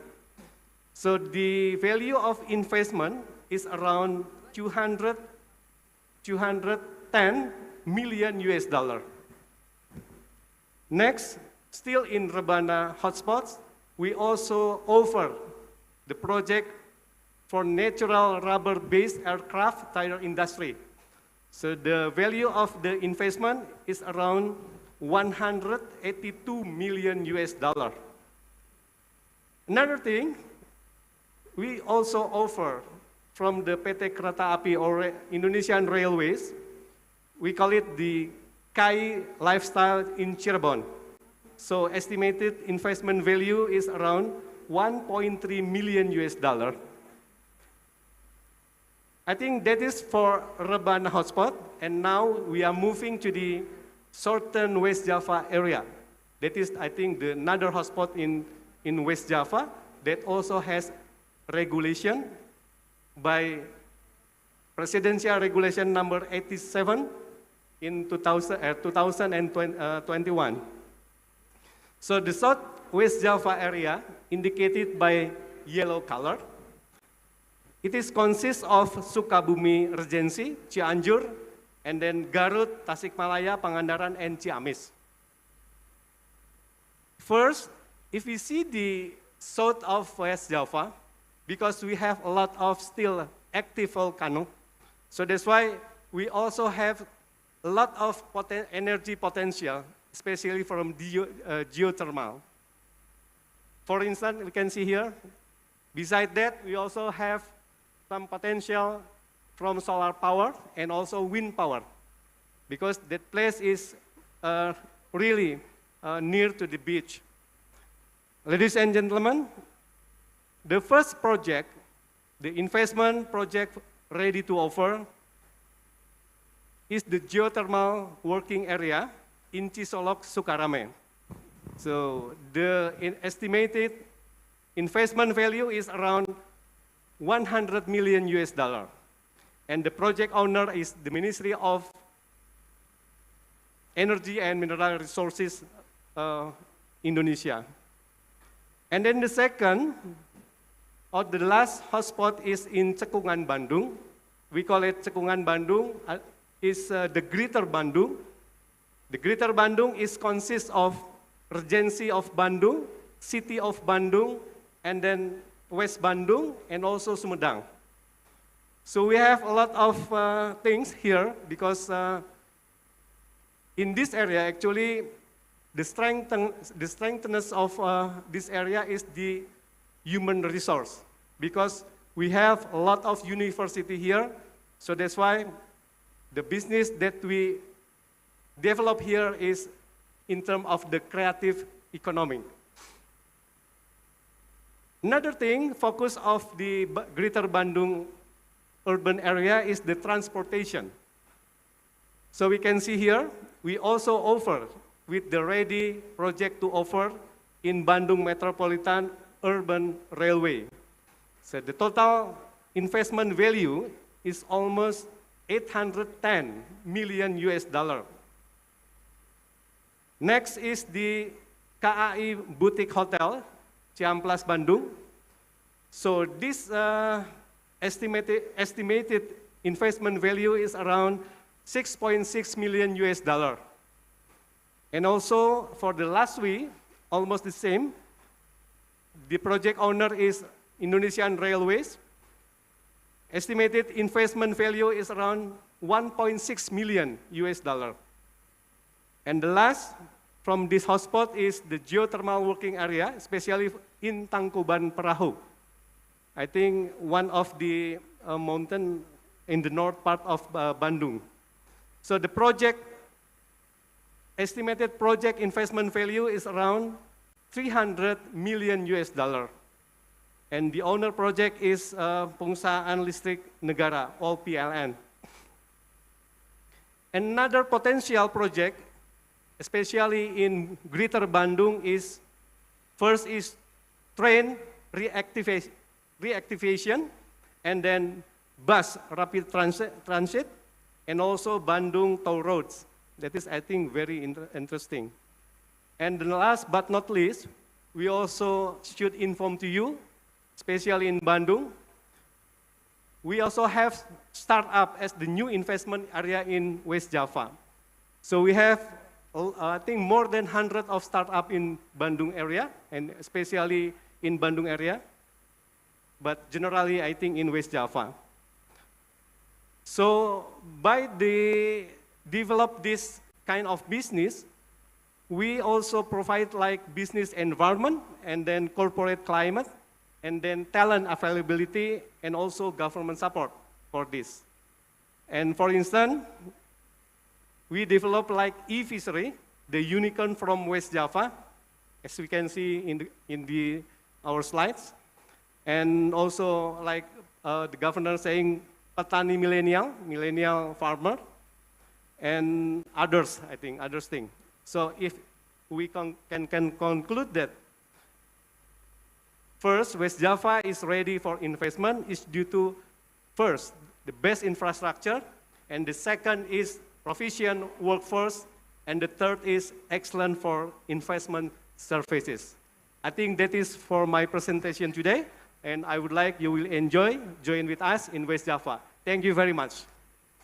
Thank you very much, Mr. Setiawan Wangsa Atmaja, for the elaborate summary of projects ready to offer in West Java. Certainly, this region is very much ready because the infrastructure is there. The people, half of the 50 million population here are the workforce ready to work. And also, there is a government commitment to make this region appealing for investment. And now, it is time for us to dig deeper into each of the projects that are ready to offer. We have presentations from each of these projects. We begin with the first one, which is the Special Economic Zone of Lido. Now, this Lido or Special Economic Zone investment is the type of new investment area, which now having the investment value of $2.4 billion or 3.4 trillion Indonesian rupiah. Now, it is located in Bogor, as mentioned before. This is going to be established through government regulation number 69 of 2021, and it will be developed as world-class destination.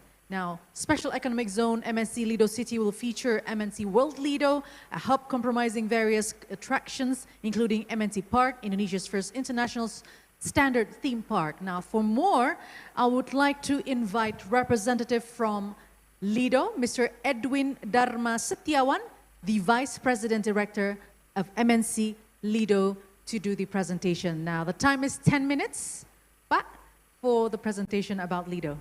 Go ahead.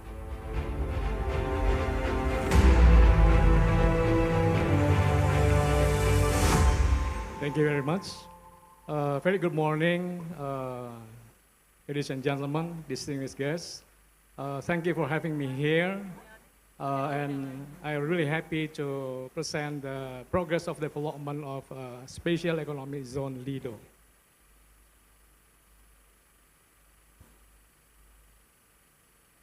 How can we use this?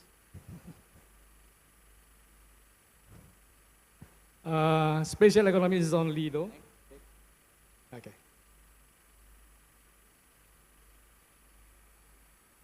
Special Economic Zone Lido is located in Bogor. It's a 1 hour drive from International Airport of Soekarno-Hatta. And then 1 hour, 1 hour drive from capital city of Jakarta is the closest special economic zone in Indonesia. You know, Indonesia has 20 special economic zones scattered in other islands. So the special economic zone Lido is located in Bogor, is the closest from Jakarta. 1 hour drive from capital city Jakarta and 1 hour 30 minutes from Bandara Soekarno-Hatta or International Airport of Jakarta. Yeah? And then 1 hour or 45 minutes from International Airport of Halim Perdana Kusuma. So special economic zone is surrounded by 2 international airports. It's not far from these 2 international airports. Located in the prime area in West Java is 1,040 hectares land. As a special economic zone is a part of 3,000 hectares of land of all of the MNC land city. And then this is located in 600 above sea level, so the temperature is very nice, 22 degrees Celsius and 25 degrees Celsius along the years. So this is also surrounded by the population of 70 million people in West Java, because this is 25 or 26% of total population of Indonesia.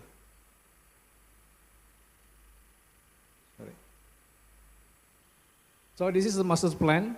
The master plan is designed by the ICOM. This is the global and reputable master planner in the world. So this, if you see the perimeter of the yellow one, this is the special economic zone. This 1,040 hectares of land, and this red perimeter is all the total MNC Lido. This 3,000 hectares of land. But the first stage of the development will be here, 1,040 hectares of land. The concept of development is entertainment and hospitality. We will have all of the entertainment and facility properties like hotel rooms, meeting, incentive, convention, exhibition rooms with the total capacity for the hotel rooms is 5,000 hotel rooms, room keys, and then with the 15,000 MICE facility. We will also have a lot of attraction here. The golf course designed by the Ernie Els, and then will be operated by the Trump International. We will operate this golf course by the end of this year. The hotel is already 100 room keys and will be extended to 125 room keys, and will be operated also by the end of this year. This, as mentioned before, the commitment of investment is 2.3 or 2.4 billion US dollar in the 20 years time, and we already developed around 258 million US dollar. So this is not the green field, this is already the brown field. We have already the infrastructure, road construction, utilities, hotel rooms, and the movie land like Universal Studio in Singapore and everything. Yeah.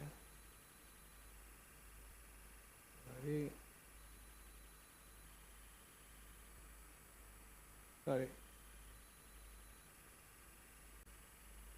So this is the project we offer. Yeah. Because of seeing is believing, I will pause my presentation now and we'll play the video to give you a better perspective. Please, the video. MNC Group, through its subsidiary MNC Land, a leading entertainment hospitality company in Indonesia, presents the Special Economic Zone MNC Lido City, an integrated tourism area that will become the largest entertainment hospitality destination in Southeast Asia. SEZ MNC Lido City received the official certificate to operate in accordance with the decree of the Coordinating Minister for Economic Affairs of the Republic of Indonesia and Chairman of the National Council for Special Economic Zones on 8 November 2022, and also officially inaugurated by the President of the Republic of Indonesia, Joko Widodo, with the SEZ MNC Lido City inscription signing ceremony held on 31 March 2023. This area is located in the Greater Jakarta, surrounded by a population of more than 70 million people. Located only an hour's drive from Jakarta, SEZ MNC Lido City can be accessed via Bochimi Toll Road with the direct exit toll Cigombong 2 into the area, and is easily accessible from Soekarno-Hatta International Airport. SEZ MNC Lido City is located at an altitude of 600 meters above sea level with stunning views of Mount Salak, Mount Gede, and Mount Pangrango, and has a cool temperature of 22 to 25 Celsius throughout the year. SEZ MNC Lido City was developed on an area of 1,040 hectares out of a total area of 3,000 hectares, and and has been equipped with an excellent quality ROW30 and ROW50 main road infrastructure along 26 kilometers, which will continue to increase as development in the area. Development of the SEZ MNC Lido City consists of three main pillars, namely the Creative Economy Hub, Integrated Tourism, and National Park. Development of the Creative Economy Hub includes Movie Land, project covering an area of 21 hectares that will support the growth of national film and Indonesia creative economy, as well as will support employment in the industry. Movie Land is equipped with a choice of outdoor backlots ranging from village to urban areas, indoor giant green screens, post-production areas, and other supporting facilities. Lido Music and Arts Center, the first largest outdoor music and arts festival venue in Indonesia, covering an area of 5 hectares that will support the progress of the domestic music industry and Indonesian cultural arts, as well as bringing local musicians and artists to an international stage. This venue can accommodate up to 50,000 festival goers and can accommodate 4 different events concurrently. Technopark and Data Center will support the advancement of information technology, as well as become a center for innovation and incubation for Indonesian startup companies. Transit-oriented development, covering an area of 7 hectares that will integrate SEZ MNC Lido City with various modern public transportation, including the relocation of the Cigombong railway station into the area. Development of integrated tourism through the MNC Park project, the first world-class theme park in Indonesia, an area of 49 hectares, which will absorb a lot of labor and can increase the number of local and foreign tourists. Development of retail, dining and entertainment covering an area of 6.5 hectares, which will become the largest and most comprehensive culinary center in the archipelago and can support Indonesian micro, small and medium enterprises.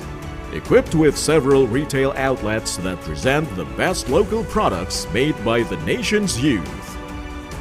Lido World Garden, a choice of family educational destination covering an area of 17 hectares, will present various types of flora in Indonesia and become a place for cultivating local plants. Other SEZ MNC Lido City developments will include resort hotels, ranging from 3 stars to luxury, international standard MICE facilities, World Championship standard 18-hole golf course covering an area of 83 hectares designed by Ernie Els, with golf club and modern private clubhouses, villas, and condominiums. Development of a new 10 floors hotel integrated with the Lido Lake Resort and Lido Adventure Park, as well as the Hilltop Villa. The management of National Park tourism in collaboration with Mount Gede Pangrango National Park that will include the development of Lido Nature Park covering an area of 101 hectares. This national park area will become a conservation and ecotourism center with variety of flora and fauna endemic to Java. SEZ MNC Lido City will become the largest world-class entertainment hospitality destination in Southeast Asia and the pride of the nation. SEZ MNC Lido City, pride of the nation. And one most important thing is, as this the special economic zone, you will have, or all of investor will have a lot of benefits. So the tax-free and everything. So I will explain after this in one-on-one meeting. Thank you. This is my presentation for today. Thank you very much. Yes. Okay, I just have to run. It's a bit far. Thank you. So that was the project presentation from Lido, from the hospitality industry. Very promising indeed. And now it's time for us to see and hear as well from the downstream industry sector, from the electric motor industry for electric vehicles, component industries of motor vehicles, brake system and suspension system, natural rubber-based aircraft tire industry, and paracetamol, clopidogrel, and amoxicillin medicinal raw material industry. So there are 4 projects in this next presentation. And for this, I would like to invite Mrs. Friska Aprilianti to deliver presentations for the 4 projects on the downstream industry sector. And since there are 4 projects, so the time allocation will be added a little bit more to 15 minutes. Is Mrs. Friska here?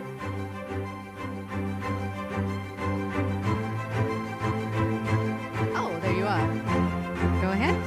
So we have 15 minutes for the presentation. Go ahead.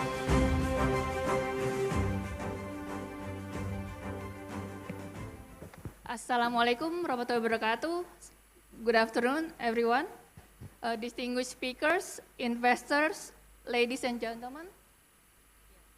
It is a great honor and pleasure to be in this forum today. So over the next few minutes, I will share with you 4 investment projects ready to offer in West Java province. Next, please.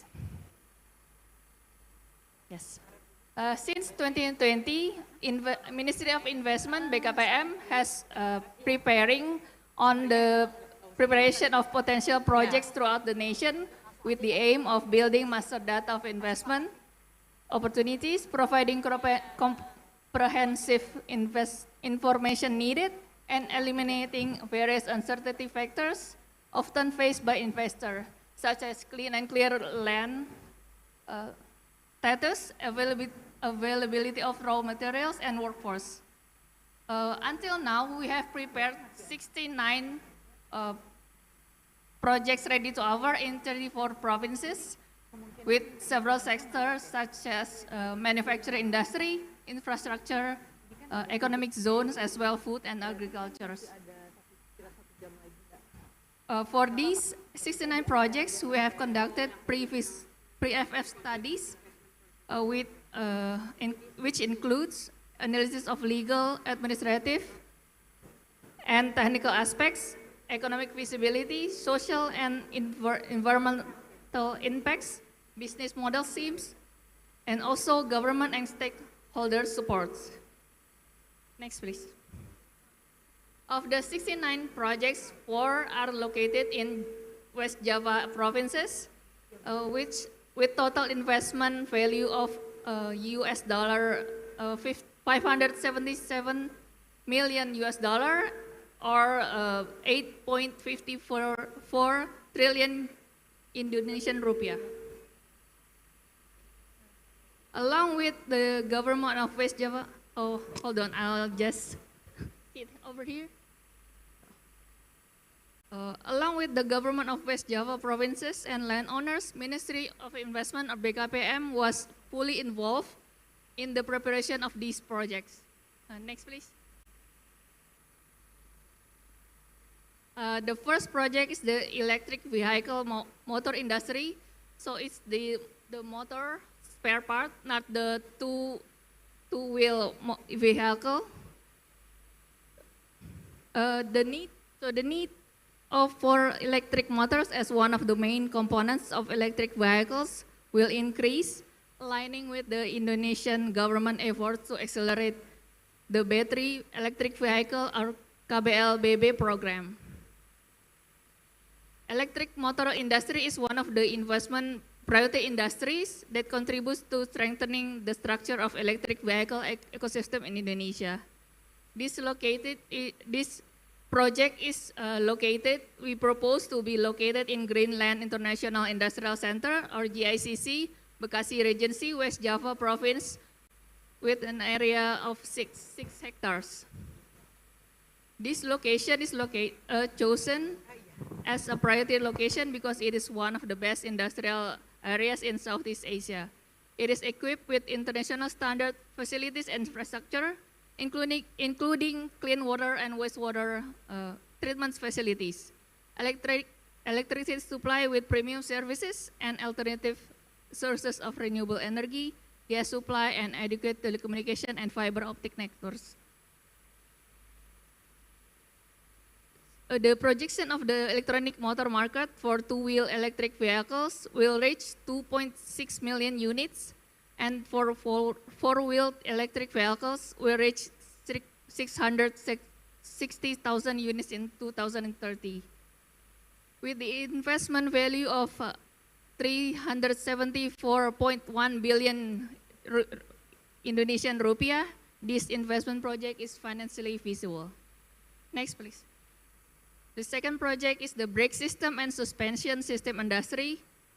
So the brake system and suspension system industrial project for four-wheel motor vehicles is a project to increase the industry's ability to meet the needs of domestic motor vehicle components and encourage import substitution. The component industry requires good access to motor vehicle industry, so that the selected location should be close to the industrial site. We also propose the GICC in Bekasi region, West Java, because there's a supporting infrastructure, and there are already several leading motor vehicle manufacturers and motor vehicles component industry nearby.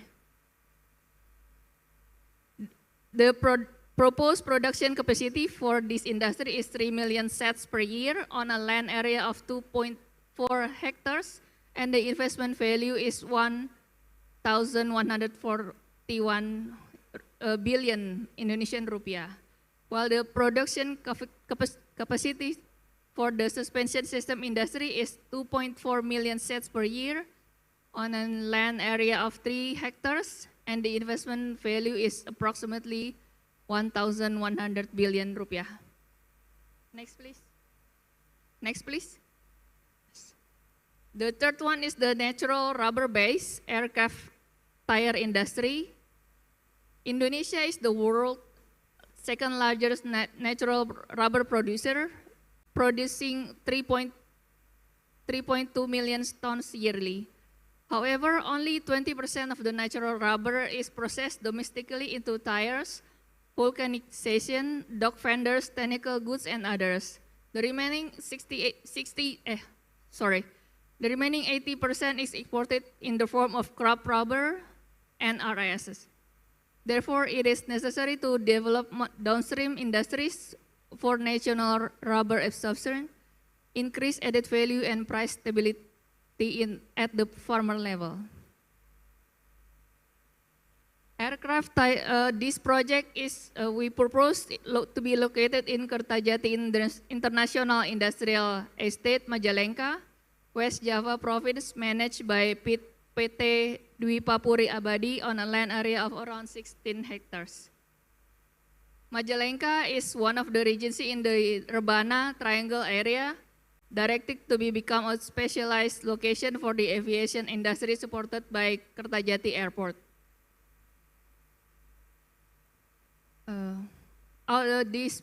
The production target for this project is new tires, about 80,000 units per year, and retreated tires about 155,000 units per year, with raw material rib smoke sheets or RSS, about more than 6,000 tons per year. Based on our analysis, this investment project is feasible with investment value 2.73 trillion rupiah. Next, please.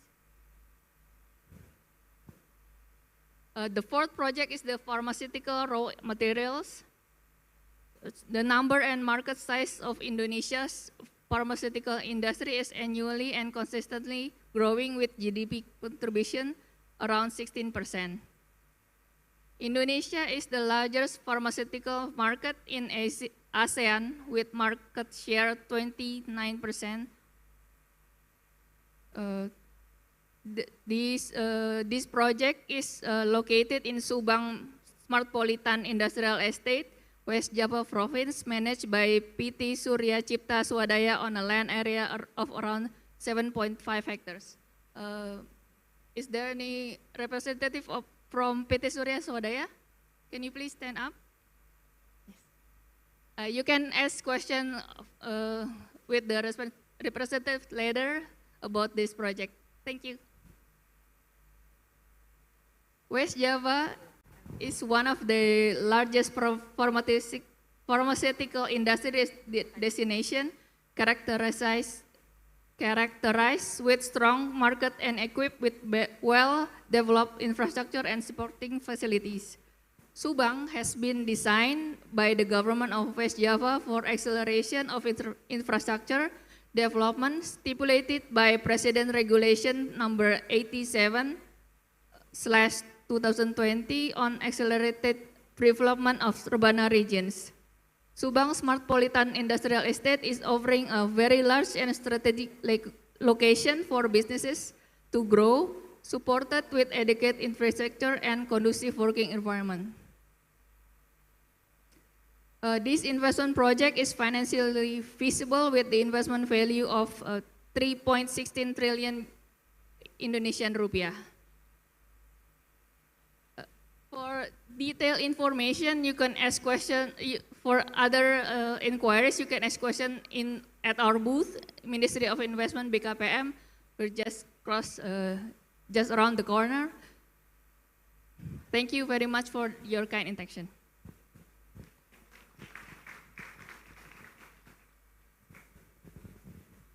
Thank you very much for the presentation.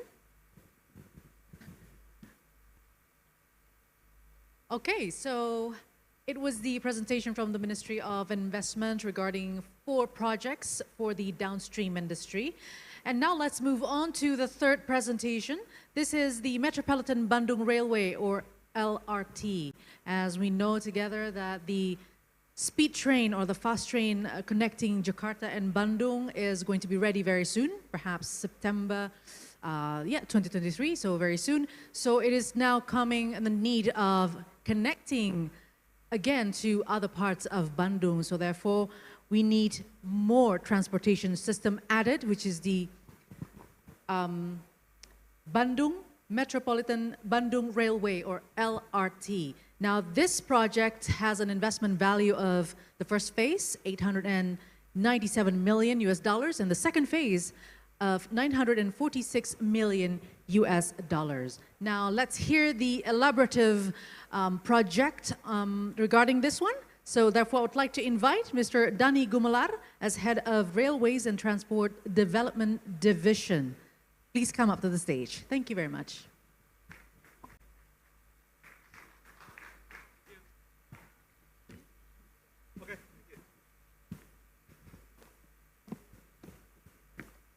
Check.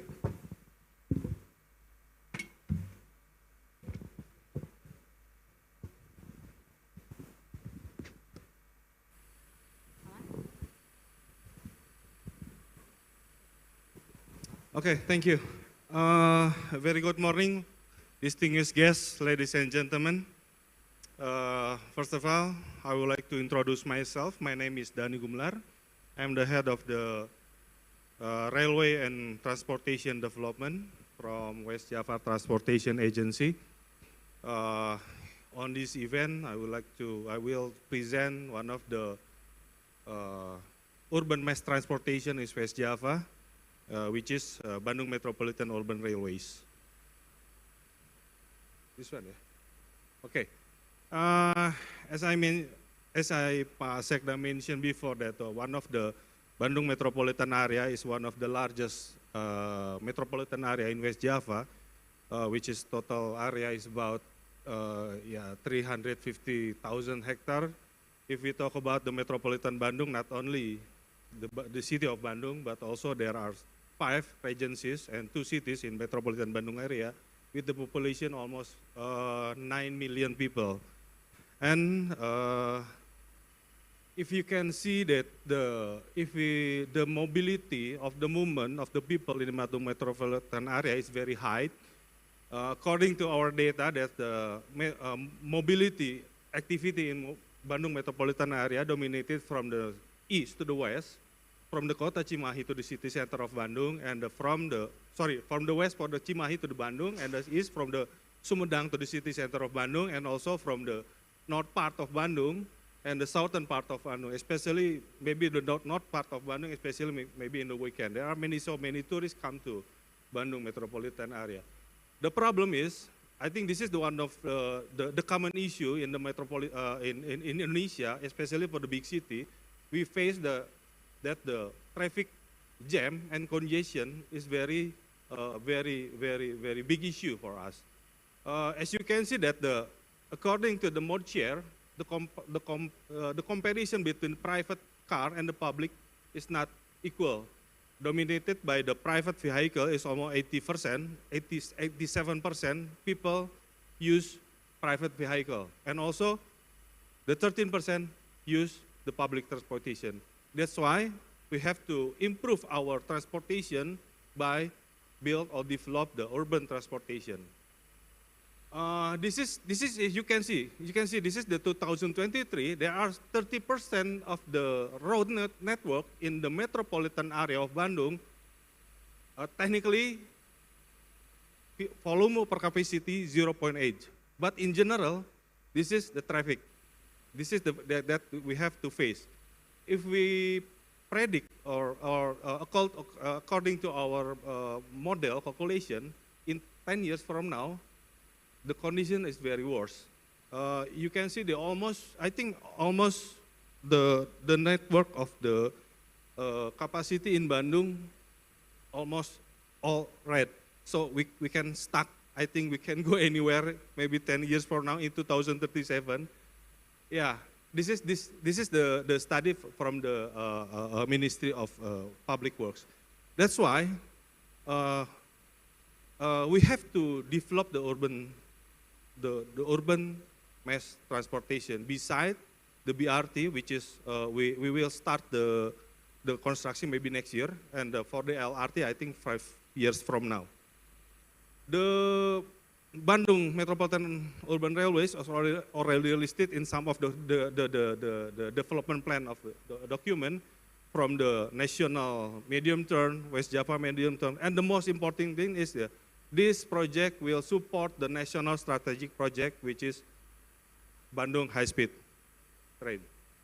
Okay, in 2020, Bappenas and World Bank have studied that there are some recommendations. One of this, we have to develop the Bandung Urban Metropolitan Railways. Okay, this is the project through the PPP project, through the PPP scheme, and Alhamdulillah, we have a project development facility from the Ministry of Finance. So all the study, all things, and all the step until the financial close will be support from the Ministry of Finance. And this is for the phase 1. There will be 15.3 kilometers from the high-speed train in Tegaluar, which is very far from the city center of Bandung, to connect to this terminal intercity in Hulu Panjang. There will be a 16 station, and the potential passenger almost 60,000 passenger. Okay, sorry. The investment is about 700 million USD for the capex. Okay, the second phase, from the north to south, we call it north-south line. There will be a 16 kilometer. There will be 17 stations, and the potential passenger is about 19,000 passengers per day, and the total investment is about around 700 million USD. There will be connect from the intercity city terminal in the southern of the part of the Bandung to the northern part of the Bandung. They will be connecting the one of main attraction in Bandung.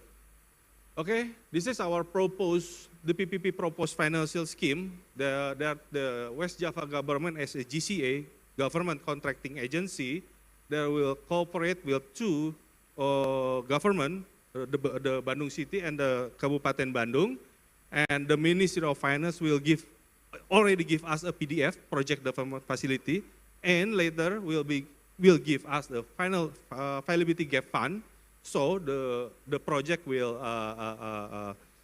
feasible, and then the West Java will contract with the SPV through the bidding process, and we have a PPP agreement with the SPV, and we'll give a availability payment. This is according to our latest study outline business case. And then also, as you know, that all the PPP project will guarantee by the Indonesian Infrastructure Guarantee Fund, or PT PII. And the SPV will get the equity from the investor and also from the lenders, and they will contract with the contractor and the operating and maintenance operator. And the most important is the SPV will provides a service to the user. And there will be a tariff or a fare from the user. Okay, I think that's all my presentation. If you have a question, we have a booth outside.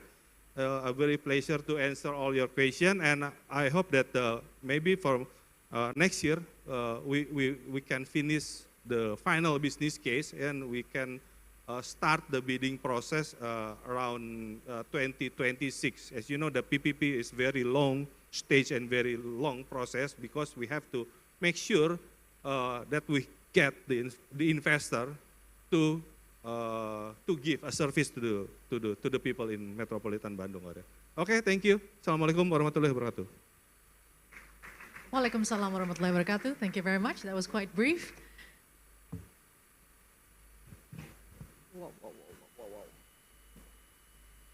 Thank you. All right, so that was the third presentation about Bandung LRT. And now, ladies and gentlemen, we have the fourth one. This is the GWA Tangkuban Perahu. And this next project is on the category of downstream industry as well, with the investment value sitting at $300 million or equal to 4.52 trillion Indonesian rupiah. And the project owner is PLN Persero. Therefore, without further ado, we'll be giving the next 10 minutes for the elaboration of this project, and we'll now invite the project owner of GWA Tangkuban Perahu, Mr. Cristiono. Please come up to the stage to do the presentation for 10 minutes.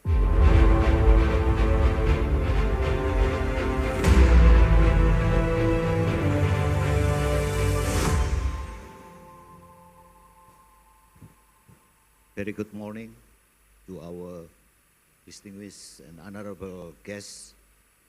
So, first of all, I want to express my gratitude since I gave opportunity to present one of our project, PLN project, in the West Java, especially for the geothermal development in Tangkuban Perahu. So, this is the picture about the development of the geothermal power plant in West Java. Actually, the total installed capacity in West Java only for the geothermal power plant around 1.1 gigawatt, which is contribute for 51% of the total installed capacity all over Indonesia. So, aside from the existing power plant in operation, according to our medium and long-term planning, there are still 275 megawatt with existing power purchase agreement between the developer and PLN, and another 340 megawatt which is not signed the PPA yet, but already under our mid and long-term planning, or normally we call the RUPTL. And according to the potential books issued by the Directorate General of New and Renewable Energy, of Indonesia, there are still around 1.6 gigawatt determined potential across the West Java province. So in the list,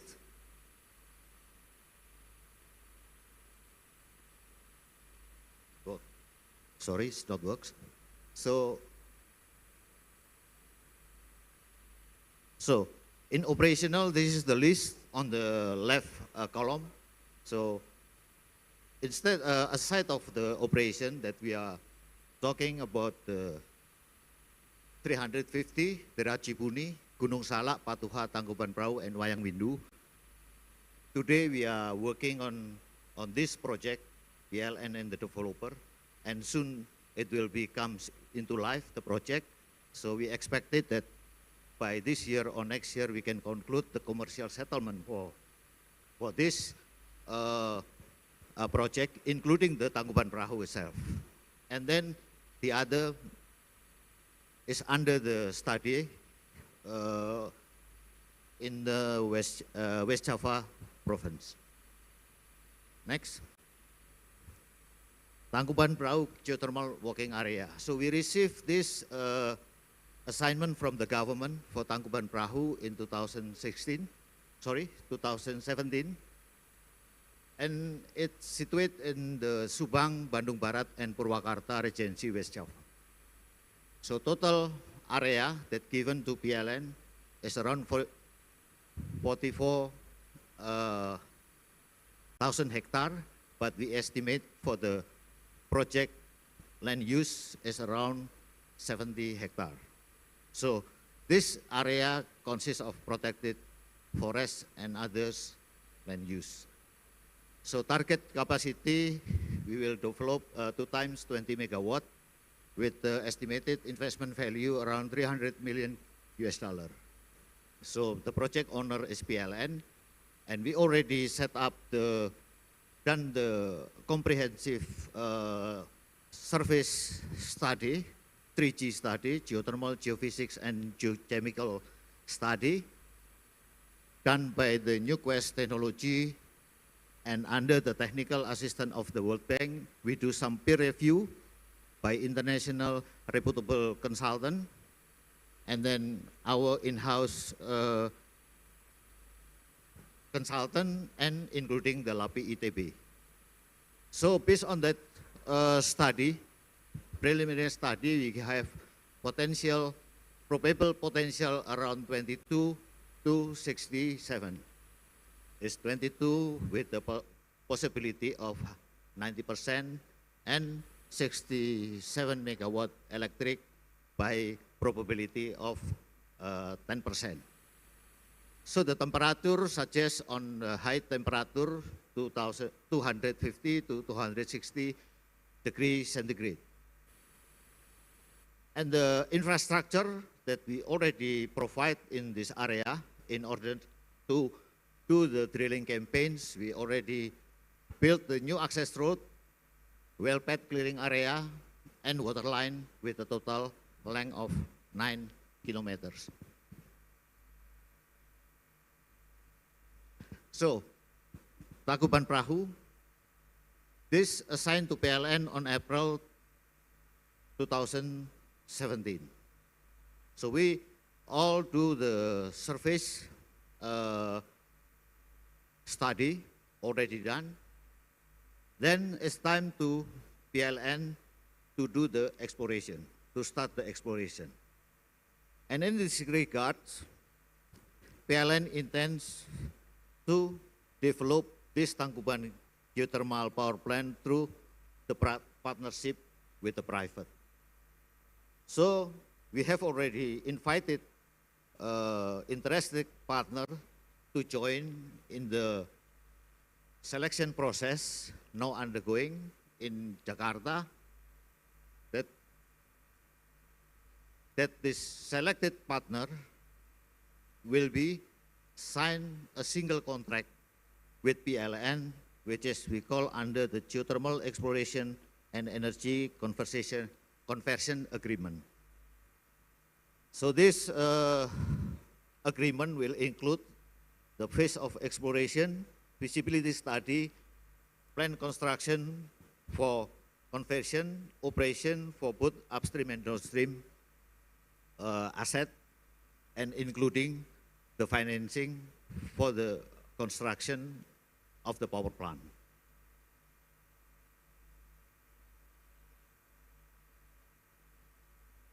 So why we use select PLN decide to the partnership for this, of course, is to share the capex, share the risk, and also share the benefit of the project.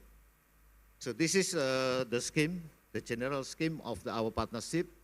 So after exploration done by our partner, PLN will take over the field by cost recovery scheme to the partner, then deliver the steam to the SPC, to the special purpose company, which will be established between partner and PLN, and then the SPCs with seeking for the financing, build, operate, maintain the power plant, the asset, and generate power, generate electricity to be delivered to PLN.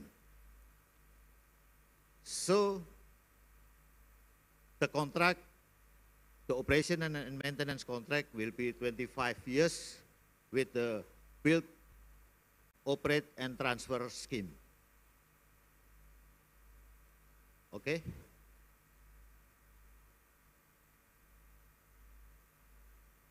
Sorry.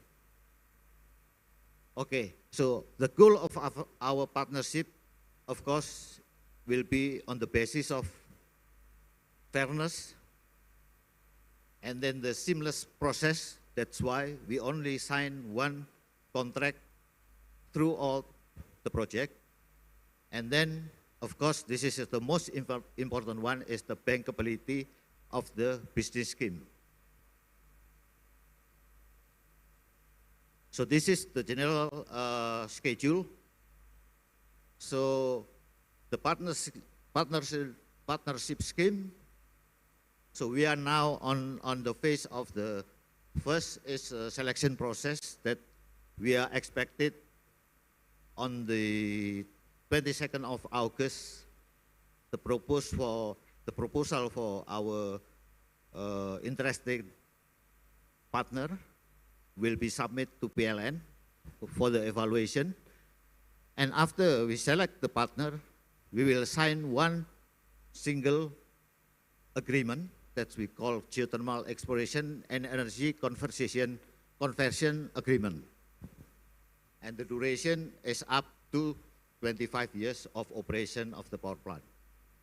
So 24 months is allocated for the initial exploration to provide us the steam above the wellhead to the target capacity.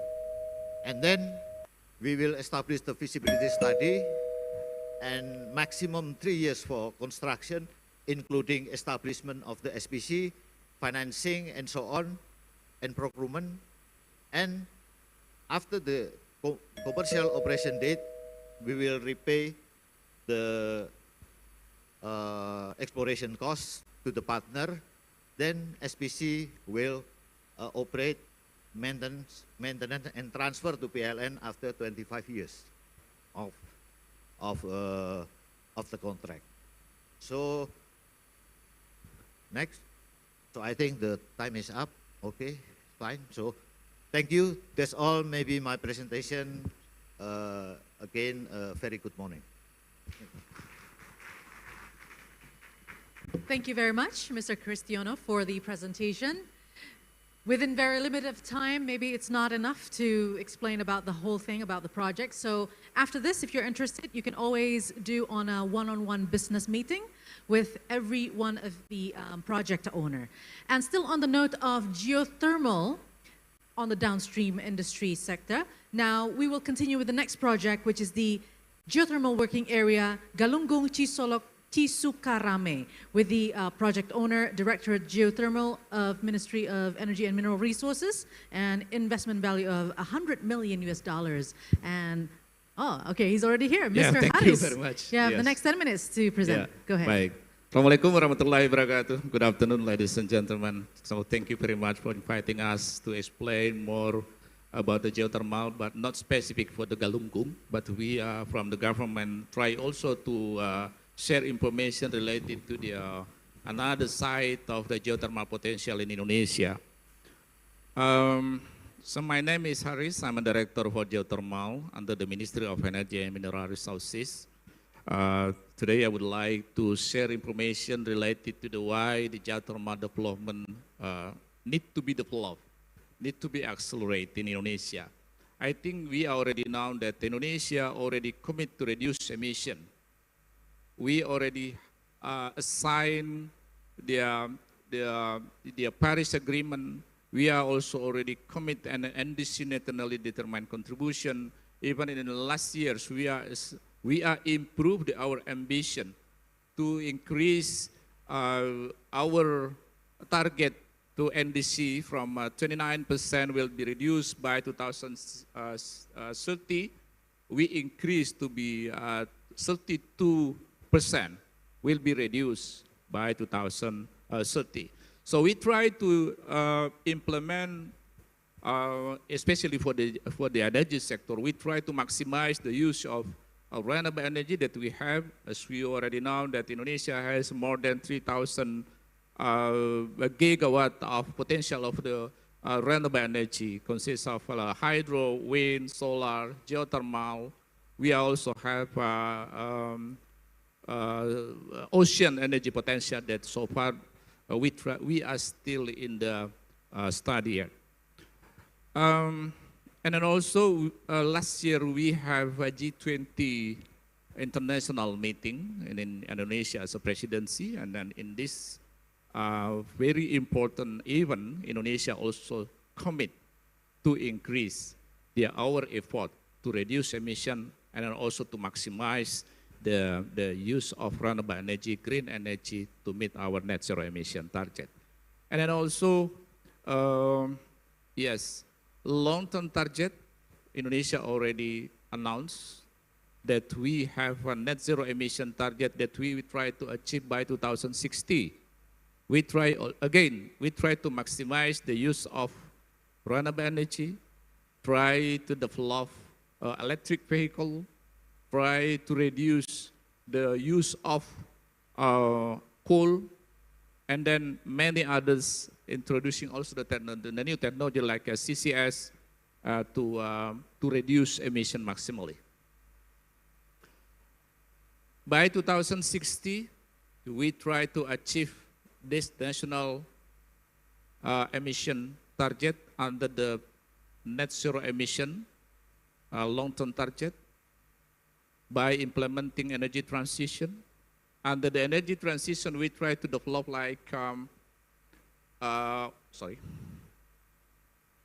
So we try to develop more renewable energy until 700 gigawatt. So as information for you that so far the total capacity of national installed capacity for the electricity is about 70 gigawatt. And 2060 we try to accelerate more to be 700 gigawatt only for the renewable energy.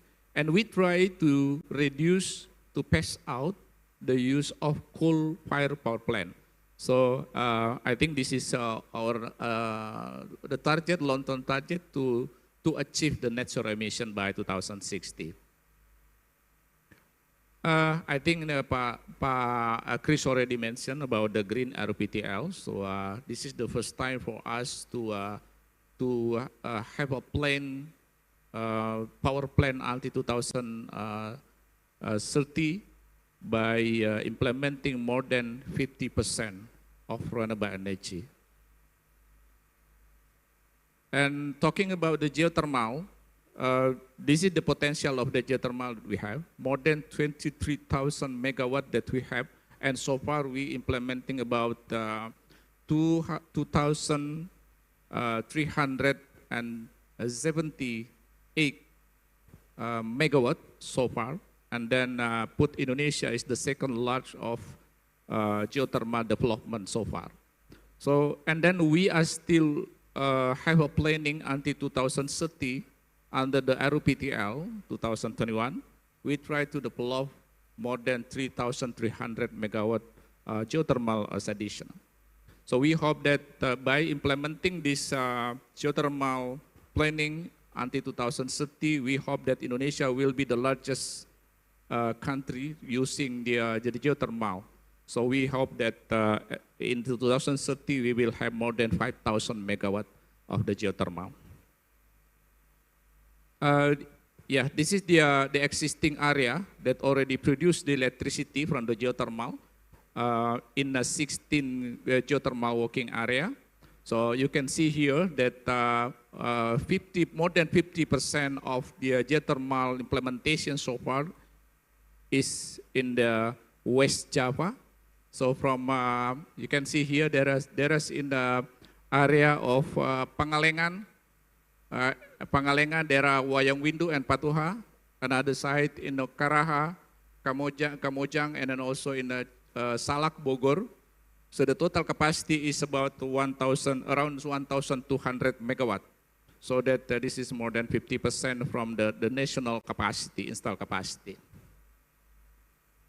We still have another site that we have, because we have a geothermal working area about 63 working area so far, and then still need to be developed more. And this is our planning, a roadmap of geothermal. Until 2030, we will develop additional capacity, more than 3,300 megawatt. And so far, the government try to accelerate this kind of the potential by introducing many incentives, like for the fiscal incentive, non-fiscal incentive, and also try to develop by accelerating the government drilling. So the government drilling means that the government try to take risks of exploration stage in the geothermal development. Because so far that we see that the biggest risk of the geothermal development in the exploration stage. So that why the government try to take a risk of this kind of stage of the development of the geothermal development, so that before we offer the geothermal working area to the private company. And then we also has another potential use of the geothermal by implementing direct use. I think in West Java also we already have some example the implementation, like for the hot spring implementation for the tourists. And then also several activity that we try to develop this year in 2023. We try to offer two other sites. One is in the Cisolok, Cisukarame that we already talked about, in the Sukabumi area, and then also we try to offer Borapolu in central Sulawesi, and another area is in still in Sulawesi, in Luwu Utara. So the name of geothermal working area is Rongkong area.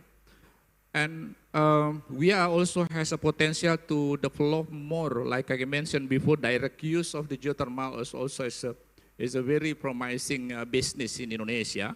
And we can use the excess heat from the existing geothermal. We can also use the geothermal manifestation that we have. So far, this the manifestation, yes, in many locations used by community to have like using the hot water from the source of manifestation for the tourists.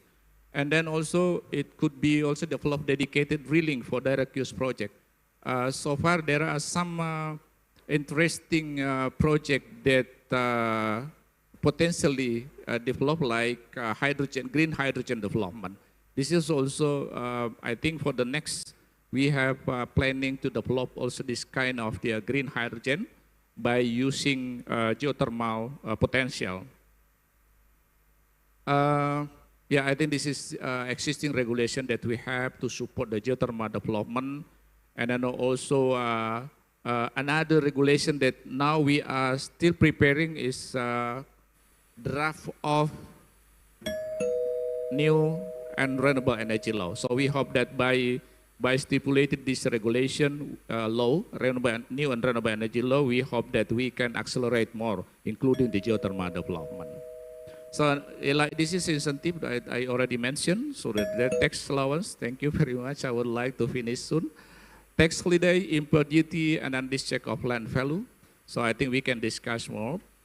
And then, yeah, this is the geothermal area in West Java. So we have more than 40 sites in Java, in West Java, only in West Java. And then so far we developed several, like I already mentioned before, that we have 6 working area in geothermal in West Java already in operating. So we are still have this kind of area that is still available, including also Gunung Galunggung area here. This is Cisolok, and then also the Gunung Galunggung. Gunung Galunggung have the potential resource about 220 megawatt. The temperature that we already identify by a preliminary survey, we identify is about 225 degrees Celsius. This is good potential to be developed to produce electricity from the geothermal green energy. So thank you very much for giving us opportunities. Assalamualaikum warahmatullahi wabarakatuh. Waalaikumsalam warahmatullahi wabarakatuh. Very limited time indeed, Pak Haris, but thank you very much for the elaborate presentation. So a lot of opportunities as we phasing out from fossil fuels and also transitioning to a just and affordable renewable energy for Indonesia with the aim of having energy security in the future. So now, ladies and gentlemen, let's move on to the next presentation, which will be delivered by PT KAI. This is for the 6th project. Now, PT KAI will present 3 projects ready to offer, which are KAI Boutique Hotel regarding property, KAI Lifestyle in Laswi, Bandung, and KAI Lifestyle, Cirebon. Without further ado, let's invite to the stage Mr. Sandi Rudiana, the project owner of PT KAI.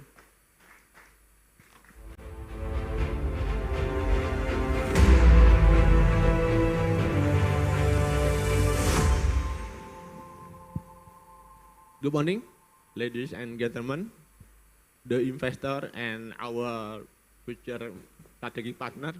Assalamualaikum warahmatullahi wabarakatuh. Salam sejahtera untuk kita semua. Sampurasun.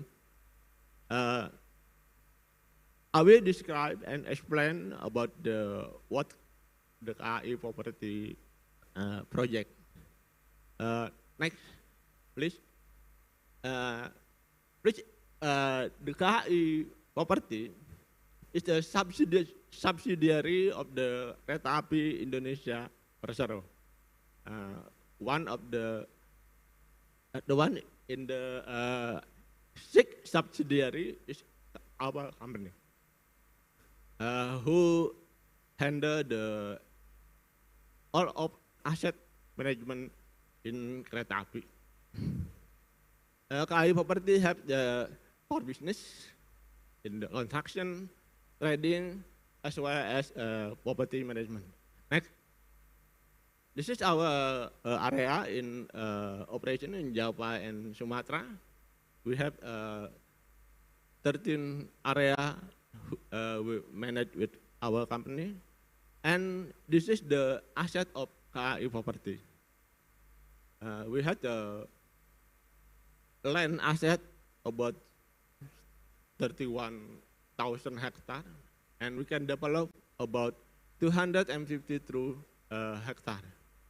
So we invite all of you, ladies and gentlemen, to make some project in Java and Sumatra, especially in West Java.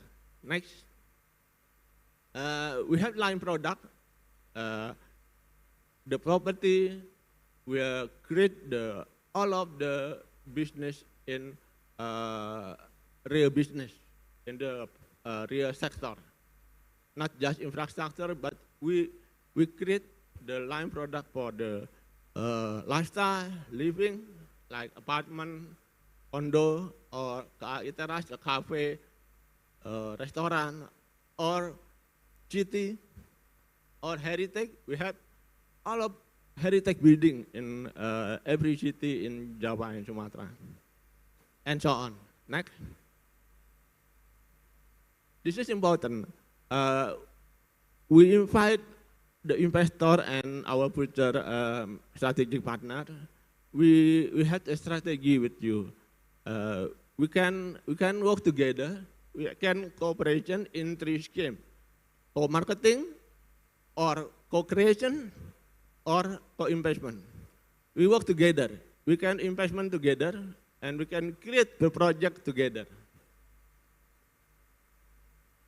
We already have a strategic partner in domestic area, so we invite the international strategic partner.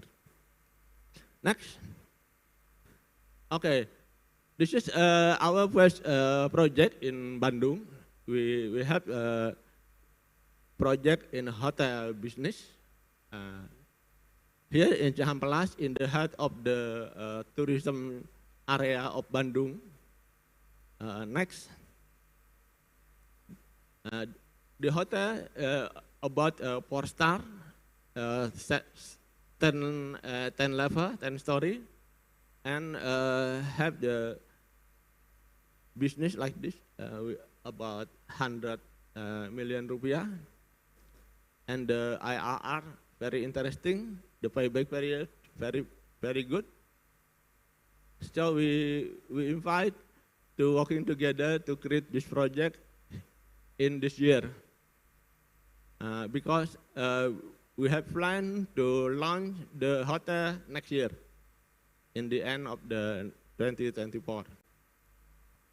And then next, as Pak Gubernur said before, that Bandung is very best of the economic, creative economic sector and tourism sector. So we create the economic hub for the young generation. We call KAI Lifestyle in Jalan Laswi, Bandung. Next. The area is about maybe 4,000 meters square.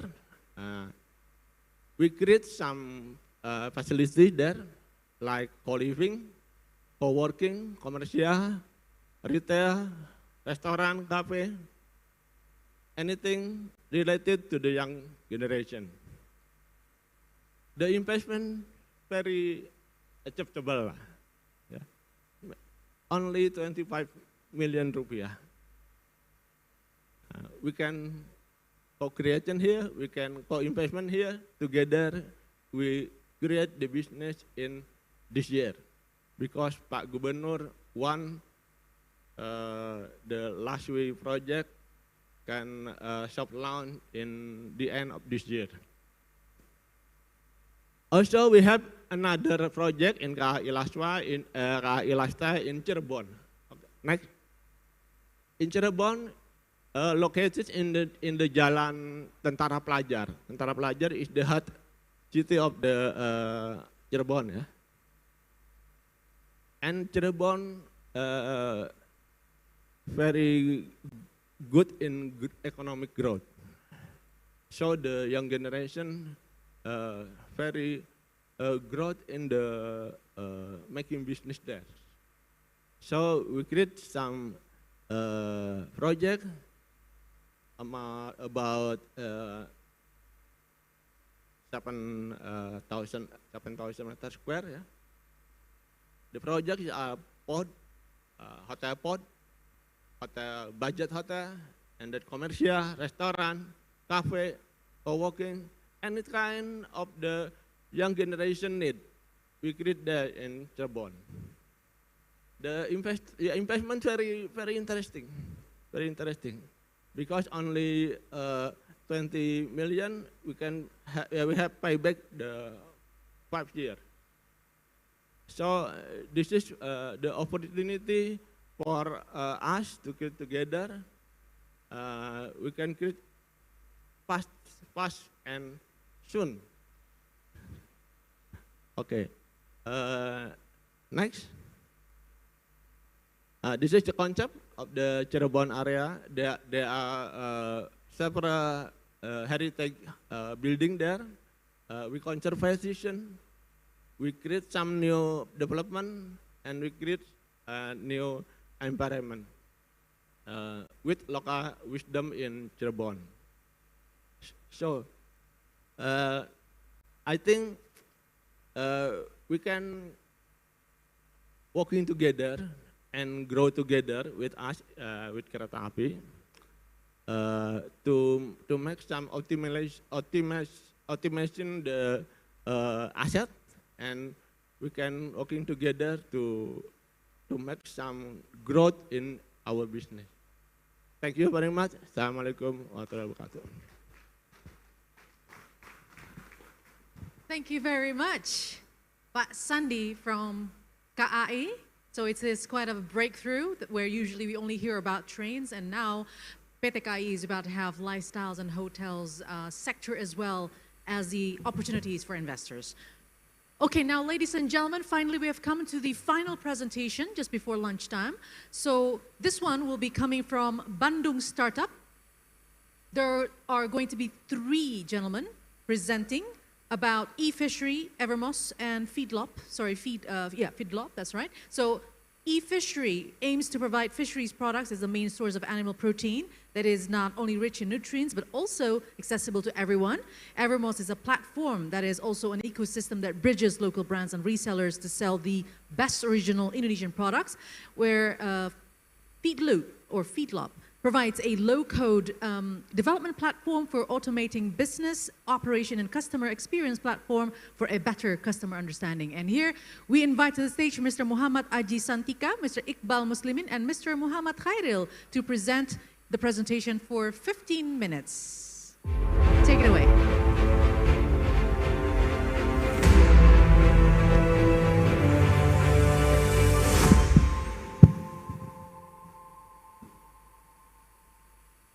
Hello everyone, just quick presentations. My name is Aji. Assalamualaikum warahmatullahi wabarakatuh.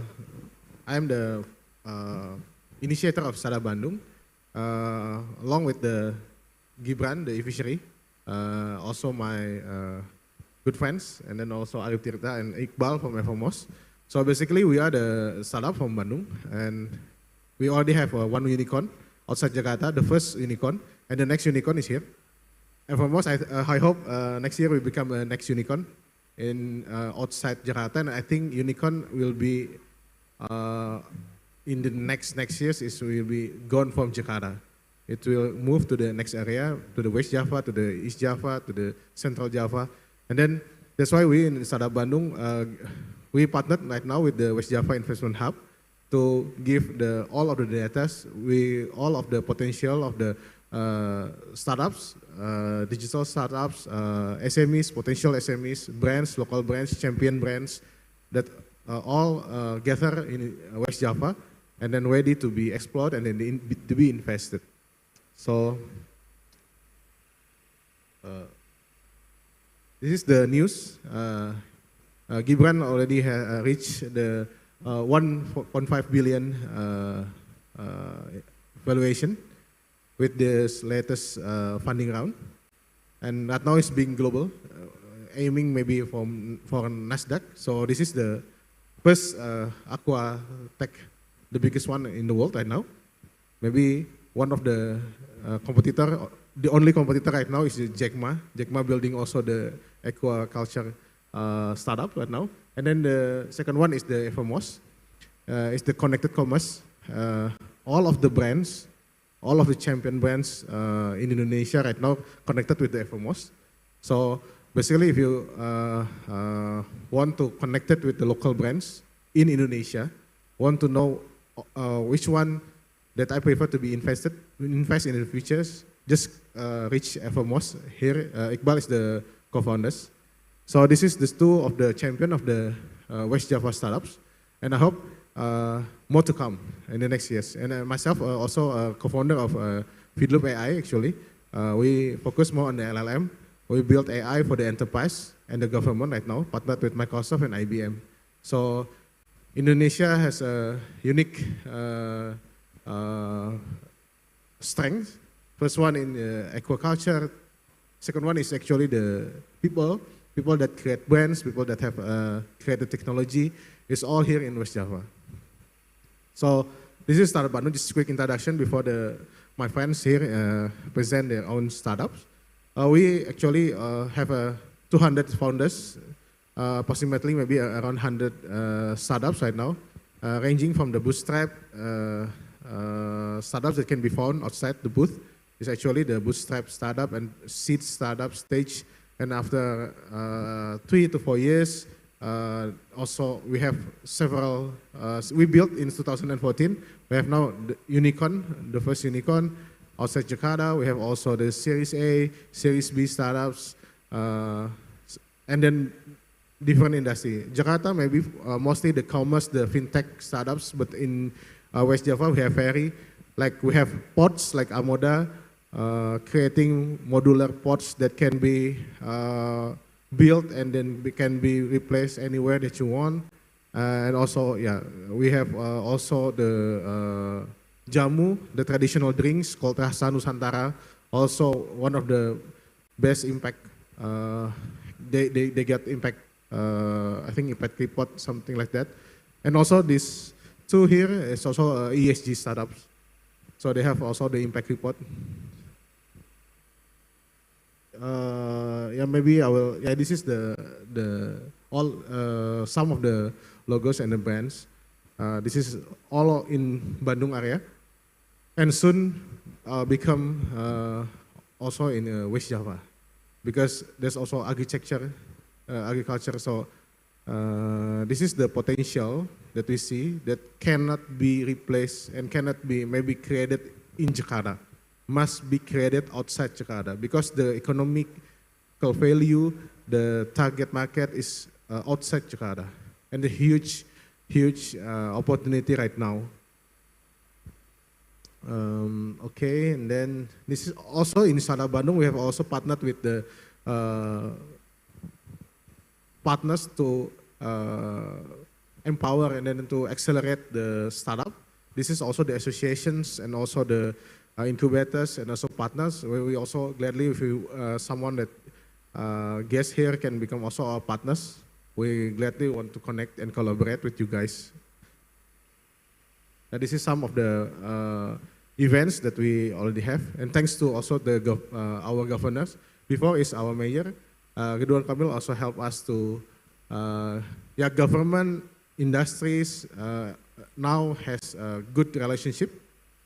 We can directly communicate with the team, we can directly communicate to the governors. So the climate in West Java, I think one of the best in Indonesia right now if you want to invest it in startups or local brands.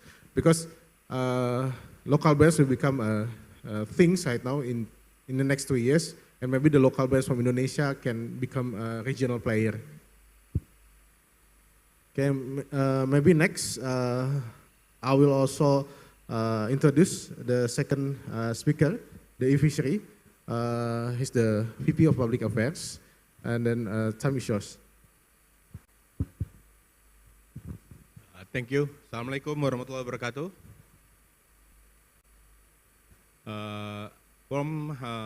Greeting from my founder, Mas Gibran. She cannot attend it from this valuable investment summit. So maybe for the first time, I would like to share a little bit about the profiling of e-fishery. E-fishery is, as we know, is the first aquaculture in the world who get the titling of unicorn. This is our three ecosystem. Our three ecosystem, we still focus on the fish, shrimp, and also our e-fishery point. What is fish, what is shrimp, we already know, that's our priority commodity. E-fishery point is one of our solution that will be given to our farmers to meet us, to discuss with us, to see what kind of developing community we should make and make the impact to the farmers in the next cultivation and other solutions. This is, next. This is our value change. Our value is, first, we need to discuss with our stakeholders. who is our stakeholder, what they need, and what they really need to fulfill from our stakeholder basic needs. And then we come with the solution. After solution, we need to develop and accommodate another innovation to support them in the process of cultivation. From the cultivation, we also should be improved from their end-to-end holistic solution to what the farmers need. This is our roadmap starting developed and established in 2013. We need, after 2013, and then we develop our core product. First is e-feeder, the automatically feeding machine for fish. What is our develop is not only the feeders. We see the basic needs from the farmers is the end-to-end solution. First is how they came to get the feed, how they can get the shit, and also they need to provide a cultivation processing and aftermarket while they already harvest, where the product will be distributed to. We can create the end-to-end solution to the farmers on our platform e-fishery. And 2017, 2018, and 2019, it's the most tough for us to get the developing and what is our projection to set the standard on 2020. And then after that, we can create a new solution for the farmers, which is if we want to get relevant to the farmers, we need to in charge. We need to get direct discussion with them, because the present from e-fishery to the farmers is more relevant to us to gain what they need from our platform. This is our story related on the funding. Alhamdulillah, starting from the 2018 and until yesterday on the June, we already officially announced that our Series D is already released. So what is the purposes from Series D? Series D, we will expand our market, because all need to be confirmed that export is the most of our priority, either product of shrimp, fish, and other our originally product, either to the US, Japan, and also East Timor. Middle East. So this is our storyline from the investment funding, starting from 2018 until 2023, from Series A until Series D. This is our product. I need to accelerate. E-feeder, as we know, it is automatic feeding machine. And then e-fishery, e-fresh, and program Kaya Bayan is also provided by our product development team to support the needs from our farmers. And then others is product Yarmen, which is we already support if they need to distribute their product and harvest to the market. Maybe that's it. If you need any discussion or alignment after this, I will be free for the next hours. Thank you. Okay, next, Iqbal, co-founder of Evermos. Okay, good afternoon, everyone. So we're from Evermos. Evermos is the connected commerce. Basically, we are connecting the local SMEs, which is currently 69 million of SMEs are around 60%, 80% located in West Java. So we want to help them. We want to empower them to have the help on the end-to-end of their challenges, of their problems. And the main product that we offer is we connect them with the resellers or the micro entrepreneurs that who want to sell their products. So basically we are the platform here that we have the training, the cataloging, the manufacturer, the production capacity. We want to help them in the end-to-end of their challenges. Here's Evermos current numbers. So currently we have 600,000 active resellers from all of Indonesia. So the resellers is the micro entrepreneurs who are willing to sell the SMEs product, and they will get the commission from the local brands directly.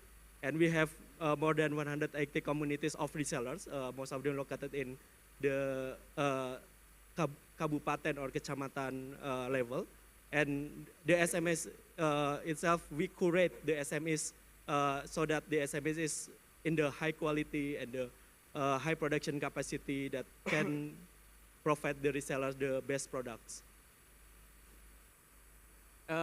This is the general flow of what kind of Evermost service can do for the SMEs in Indonesia. So that the upper part is the typical value chain or supply chain flow. So what Evermost do is we can tap any of the concern, any of the value, any of the their challenge in the points of this sales channel or supply chain, starting from the material sourcing, production, warehousing, logistic, and of course what is our very best products right now is we can offer resellers, we can offer the agents or sales channel that brands already have the difficulty on that. So usually brands only start from their own marketplace or then on Instagram, but with Evermost they can expand to the resellers or agents, because that's what we offer more on that. So this is the resellers demography. So majority of our resellers are female. Most of them are stay-at-home moms in lower tier cities in Indonesia. That's why we are focusing on the empowerment, so we can train them, we can equip them with more knowledge to become a best seller in their area.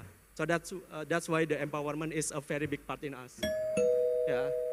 In terms of the empowerment, because we are bringing the social impact on this training and the capacity enablement, we are attracting most of the social impact investment in Indonesia, globally and Indonesia. One of them is the IFC, and UOB also via Asia Impact Investment, and the MDA and Telkomsel also invested in us in the total of 70 million of USD of investment.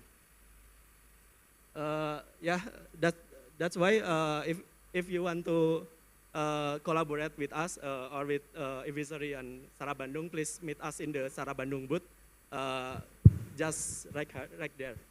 Thank you.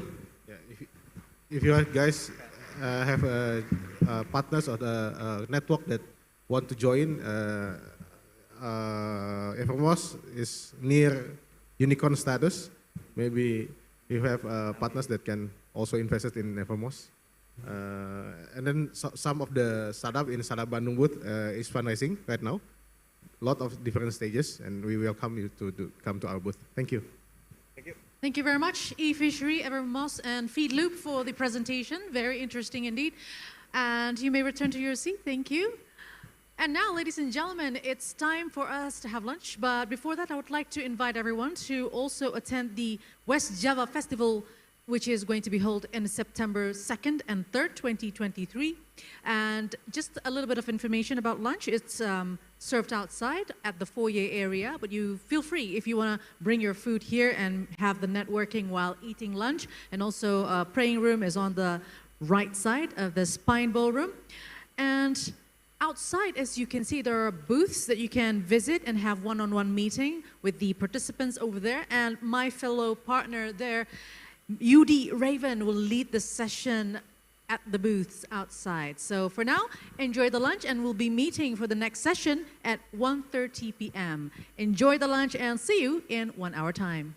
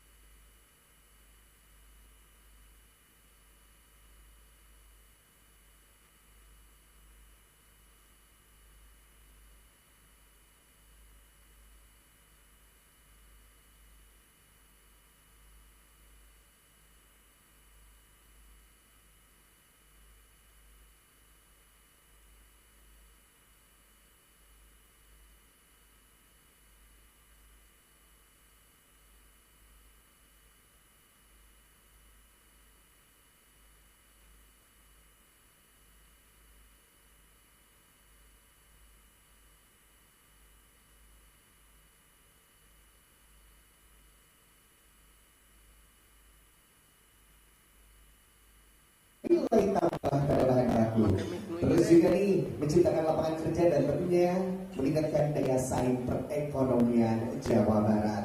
Dan pada tahun 2023 ini, Regional Investor Relation Unit Jawa Barat telah menjalankan 3 program prioritas, yaitu mengelola investor, memaksimalkan potensi daerah, dan mengurangi informasi asimetris. Begitu luar biasa tentunya di gelaran tahun ini, dan tentunya juga West Java Investment Summit ini digelar setiap tahunnya, dan ini adalah kali kelima. Wow, luar biasa tentunya. Di sini juga merupakan event di mana mempertemukan di mana potential investor bertemu dengan projected, dan itu juga tokoh-tokoh high level prominent, jadi bisa langsung memilih kira-kira investasi mana nih yang akan tentunya dipilih oleh para calon investor. Dan seperti kita tahu bahwa Bank Indonesia Provinsi Jawa Barat bersinergi dengan pemerintah Provinsi Jawa Barat menghadirkan tokoh-tokoh high level prominence yang membukakan prospek investasi di Jawa Barat, khususnya di sektor yang mendukung energi baru terbarukan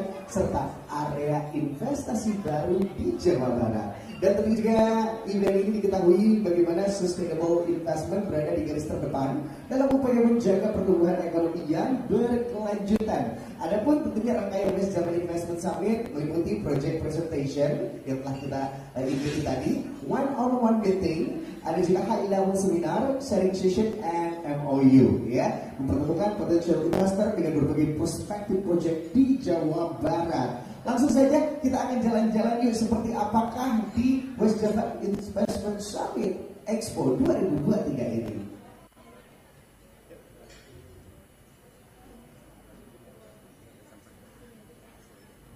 Nah, di sini nih untuk warga Jawa Barat dimanapun berada, Bapak Ibu semua, kita ada di area West Java Investment Summit Expo. Di sebelah kiri saya ini adalah one-on-one meeting lounge. Nah, jadi boleh langsung nih mau ngobrol-ngobrol, berdiskusi mengenai investasi, di sini tempatnya, ya.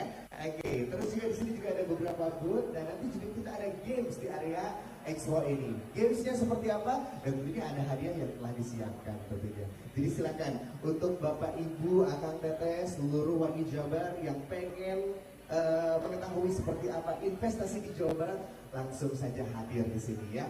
Think Investment, Think West Java, seperti itu. Oke, baik, kita akan ngobrol-ngobrol dulu nih. Kira-kira kita kemana ya? Sini aja kali ya.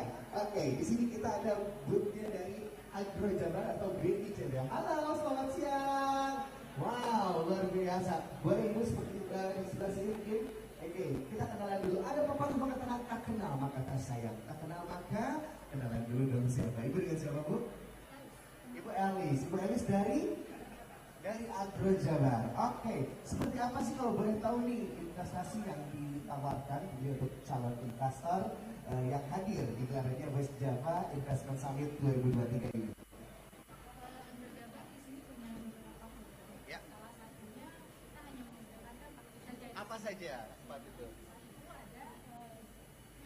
Oke, kita lihat dulu nih ya. Ya, jelas gitu ya. Orang mana ya ini?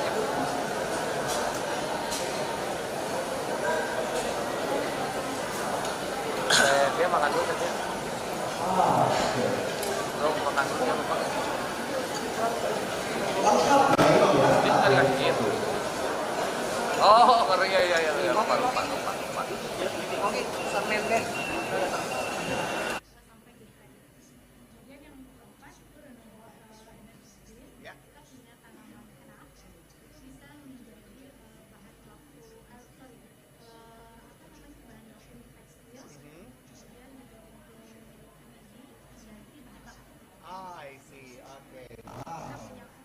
Ada 4 prioritas program yang ditawarkan dari Agro Jabar pada kali ini.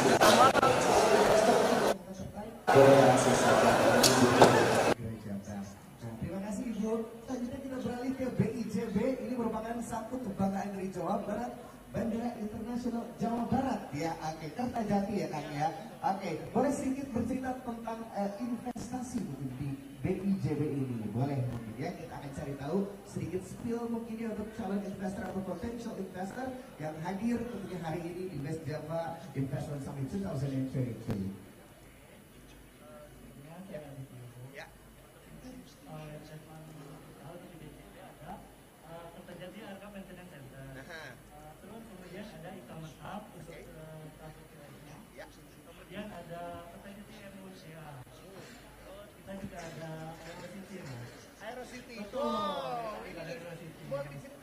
apa? Nanti kita ada beberapa cluster untuk di AeroCity. Ada logistik hub, aerospace hub, business hub, dan siapkan baterai, saya bisa dan habis. retail. Apa lagi yang ditawarkan? Ada lagi mungkin selain itu? Mungkin kita juga kita udah ready juga mas untuk penerbangan. Wey, kemana nih? Kalau boleh tahu? Saat ini kita itu udah ke Malaysia lagi mas. Ke Malaysia. Ke Malaysia. Ya betul. Menggunakan air Asia mas. Oke, jadi dari seluruh kota kabupaten di Jawa Barat nih, kalau misalnya mau terbang ke Malaysia sudah bisa menggunakan Kertajati. Sudah bisa. Untuk jadwalnya hari Rabu dan hari Minggu. Hari Rabu dan hari Minggu. Terus ada juga untuk tujuan Garuda itu setiap hari Minggu. Pas setiap hari Minggu. Maskapai Garuda Indonesia. Oh wow. Tambah ramai, tambah meriah tentunya ya. Kertajati ya sekarang ini ya. Oke, sip, terima kasih Kang. Luar biasa, terima kasih. Wow, ini sedikit spill ya tentang investasi yang ada di Kertajati. Hatur nuhun, terima kasih. Tentunya kita lanjut lagi ya. Tidak hanya level provinsi tapi juga hadir di sini ada Kementerian Investasi BKPM. Nah, kira-kira saya ngobrol sama siapa ya? Bapak mungkin ya? Oke. Boleh Pak, sini Pak. Oke. Kita akan ngobrol-ngobrol nih di gelarannya West Java Investment Summit 2023. Seperti kita tahu nih, Jawa Barat memiliki 36 kawasan industri dari total 122 kawasan industri di Indonesia, dan tentunya juga lebih dari 30% kawasan industri ada di Jawa Barat. Kira-kira investasi apa lagi? Langsung kita ke booth-nya Kementerian Investasi atau BKPM dengan Bapak siapa Pak? Kalau boleh tahu? Bapak Faisal boleh sebelah sini Pak Faisal, kita ngobrol-ngobrol sedikit nih. Kira-kira apa yang ditawarkan untuk potential investor yang hadir untuk di West Java Investment Summit 2023? Kami dari Kementerian Investasi BKPM untuk Provinsi Jawa Barat, kami mengusung atau mempromosikan itu ada 4 proyek industri, yaitu industri komponen otomotif, kemudian ada industri motor listrik untuk electric vehicle, kemudian ada industri ban pesawat, kemudian ada industri ini relate ya sama Kertajati ya. Jadi kami saling mendukung dan kolaborasi juga dengan Kertajati. Dan yang terakhir itu ada industri untuk bahan baku obat. Ini masing-masing lokusnya ada yang di Bekasi, kemudian ada di Majalengka dan Subang. Ini proyeknya sudah ready to offer, siap tawar. Jadi memang harapannya ada investor yang akan siap untuk menanamkan modalnya di proyek-proyek ini, sehingga nanti berharap juga nanti realisasi investasi di Jawa Barat akan terdongkrak juga meningkat. Demikian kami tawarkan untuk di Jawa Barat ini. Baik, terima kasih Pak Faisal dari Kementerian Investasi ya, BKPM, betul ya Pak Faisal ya, sukses selalu Pak, dan semoga kita mendapatkan calon investor yang begitu luar biasa sehingga program-program yang ada di Jawa Barat ini sustainable, dan tentunya juga segera dipublish, dan tentunya juga semuanya berjalan dengan lancar Pak. Baik, terima kasih Pak Faisal, sukses selalu. Oke, kita lanjut, ada Dishub Jabar. Oke, hai. Ini dari Dinas Perhubungan Jawa Barat. Nah, ini dia salah satu perangkat daerah yang ada di Provinsi Jawa Barat. Kita ingin tahu seperti apa sih proyek-proyek yang ditawarkan tentunya kali ini di West Java Investment Summit 2023. Kita kenalan dulu, namanya siapa Teh? Teh Andrea. Boleh terbang lagi mungkin Teh Andrea dan Bapak? Bapak Andri. Disapa seperti ini ya, Bapak Andri dan Teh Andrea. Waduh, luar biasa. Boleh bercerita kira-kira seperti apa sih investasi tentunya di Jawa Barat, terlebih mengenai perhubungan ya, karena kan kita di Dinas Perhubungan Provinsi Jawa Barat. Bapak Andri mungkin boleh silakan. Teh Andrea, oke. Alhamdulillah sejauh ini kita untuk proyek yang kita tawarkan itu kan dari tahap permukaan. Untuk saat ini kita sudah sampai di studi kelayakan. Itu juga kita dibantu sama Angkatan sama World Bank. Dan untuk kedepannya kita juga sekarang lagi proses untuk studi selanjutnya sampai financial close. Itu juga kita akan dibantu sama Kementerian Keuangan dan juga sama PT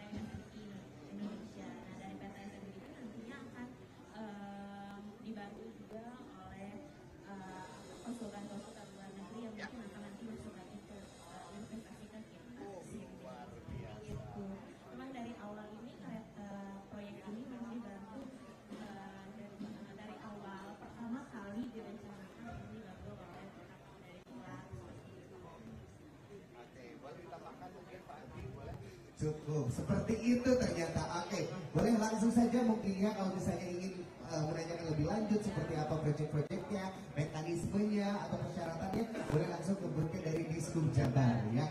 Urban Railways yang ditawarkannya. Oke, terima kasih, hatur nuhun. Baik, tentunya itu dia beberapa booth yang telah ada di West Java Investment Summit 2023. Kita akan jalan-jalan dulu melihat pemilihan yang begitu luar biasa yang ada di sini tentunya, dan nanti juga akan ada quiz ya. Oke, kita akan kembali ke stage-nya West Java Investment Summit.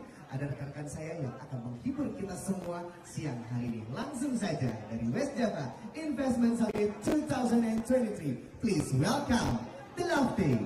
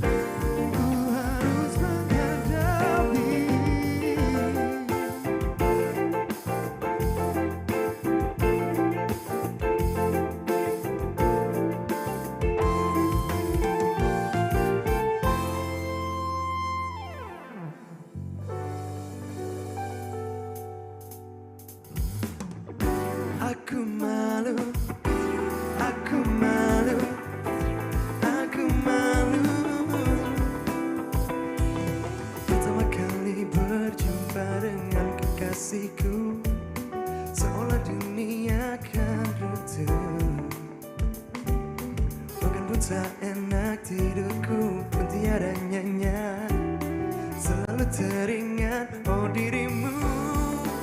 Ini kau namanya, kita sedang jatuh cinta. Mengapa semua begitu indah dilihat, begitu begitu sedap dipandang, seolah ku ingin selalu tersenyum. Tapi ya aku malu padamu. Aku malu, aku malu, aku malu pada dirimu. Aku malu, aku malu, aku malu. Tiap kata kau ucapkan terasa indah saja, selalu teringat dan tak lupa.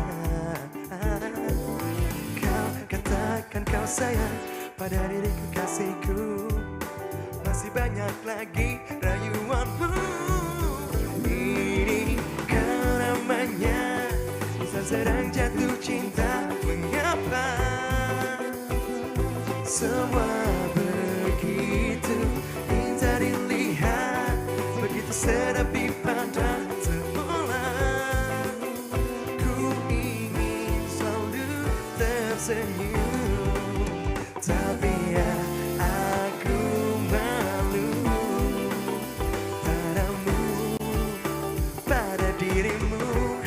Aku malu, aku malu, aku malu pada dirimu.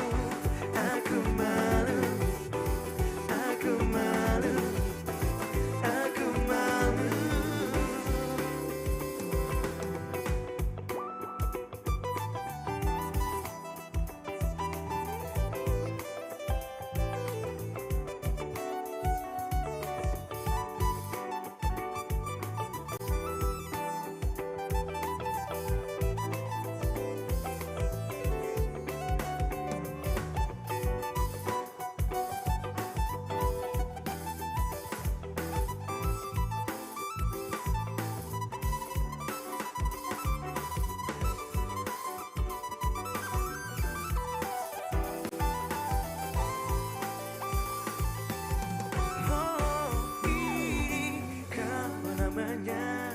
Insan sedang jatuh cinta. Mengapa semua begitu indah dilihat, begitu sedap dipandang, seolah ku ingin selalu tersenyum. Tapi ya aku malu padamu, pada dirimu. Aku malu, aku malu, aku malu pada dirimu. Aku malu, aku malu, aku malu. Oh, aku malu, aku malu, aku malu pada dirimu.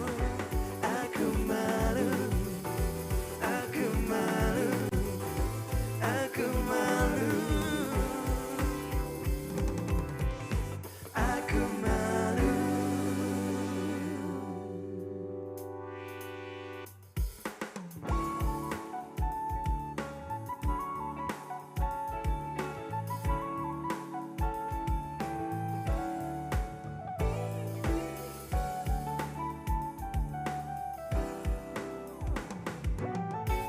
Karena surya menghilang, bulan dan bintang yang bersemi lagi, bagaikan pelita yang datang menyinari sukma yang dilanda lara, bukan desapa.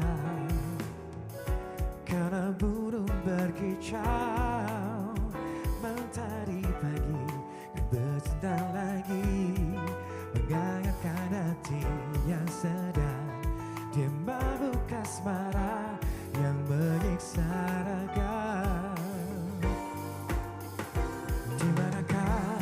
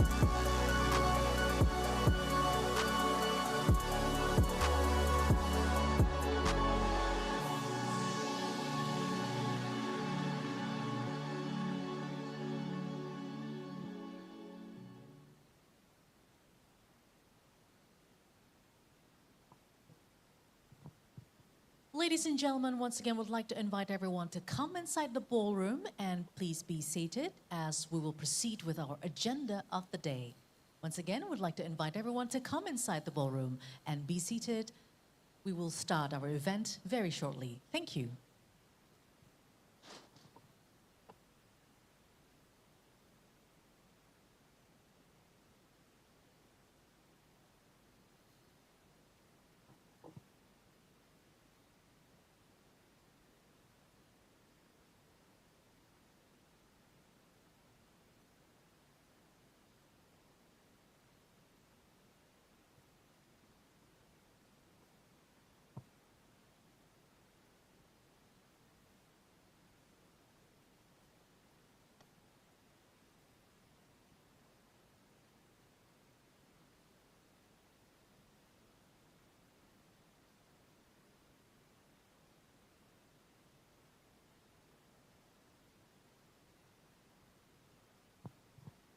Once again, everyone, welcome to you all. Thank you for being here and would like to invite everyone to please be seated as we will start our event very shortly.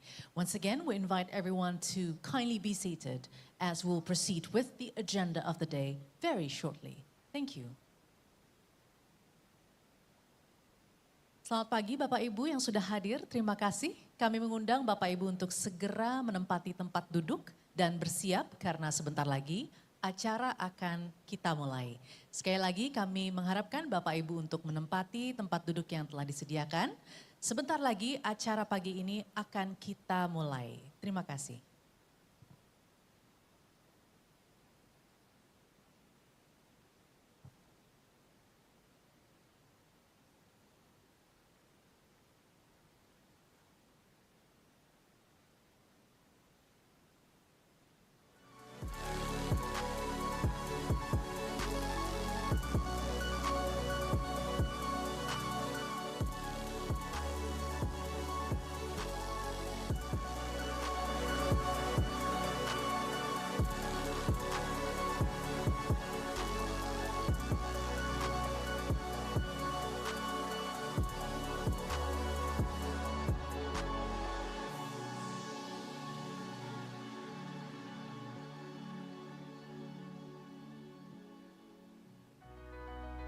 Indonesia is an archipelago that lies across the equator from Sabang to Merauke, where Java is the most populated and developed island. The island has a famous province known throughout the world for its unique culture, natural resources and beautiful landscapes, namely West Java. At the eastern part of the province lie down an uncovered gem called Ciayu Majakuning, which stands for Cirebon, Indramayu, Majalengka and Kuningan. It has one of the best multimodal connectivity in the country to support integrated land, train, sea, and air transportation. Initiated by enthusiasm to independently build and develop airport and aerocity in West Java, the government instituted a regional-owned enterprise called PT BIJB to develop and operate the airport and aerocity, which is located in Kertajati, Majalengka, West Java. Kertajati International Airport and Aerocity has been tremendously connected with other big cities by highly anticipated toll road called Cisumdawu Highway as far as 60 kilometers that can cut down travel time from Bandung to Kertajati by only 45 minutes. Covering 1,800 hectares of land, Kertajati International Airport is the second largest airport in Indonesia and projected to become the main gateway of West Java. Hosting domestic and international passenger and also cargo services from many airlines.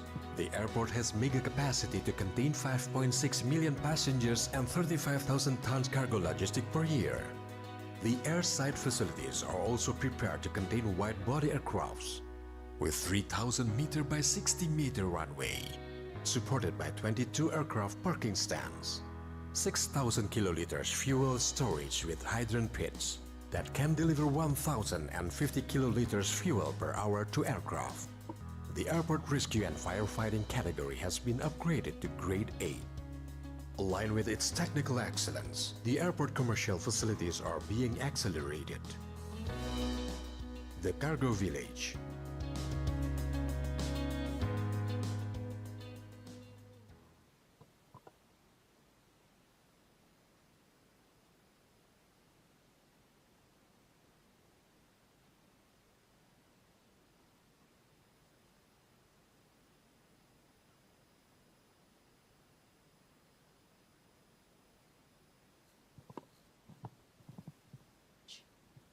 Ladies and gentlemen, once again, welcome to all of you. Please kindly be seated as we'll start our event very shortly. Once again, ladies and gentlemen, thank you for coming and please be seated. We will begin our program shortly.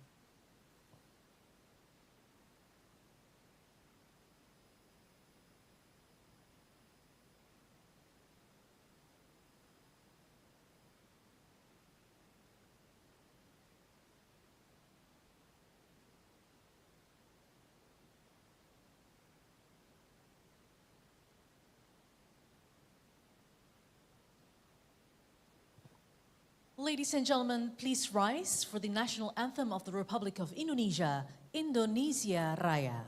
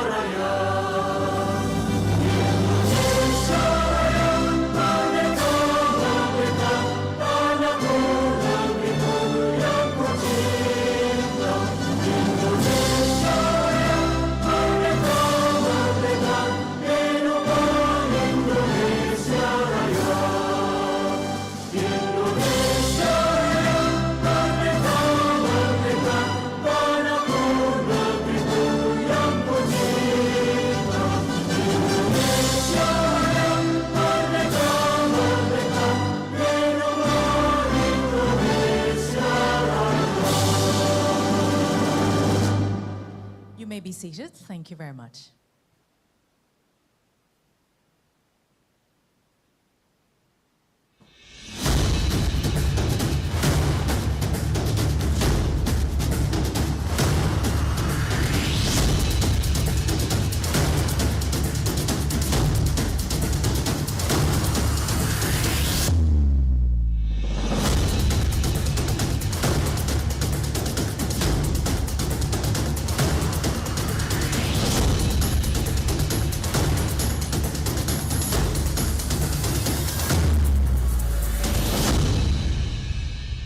Assalamualaikum warahmatullahi wabarakatuh.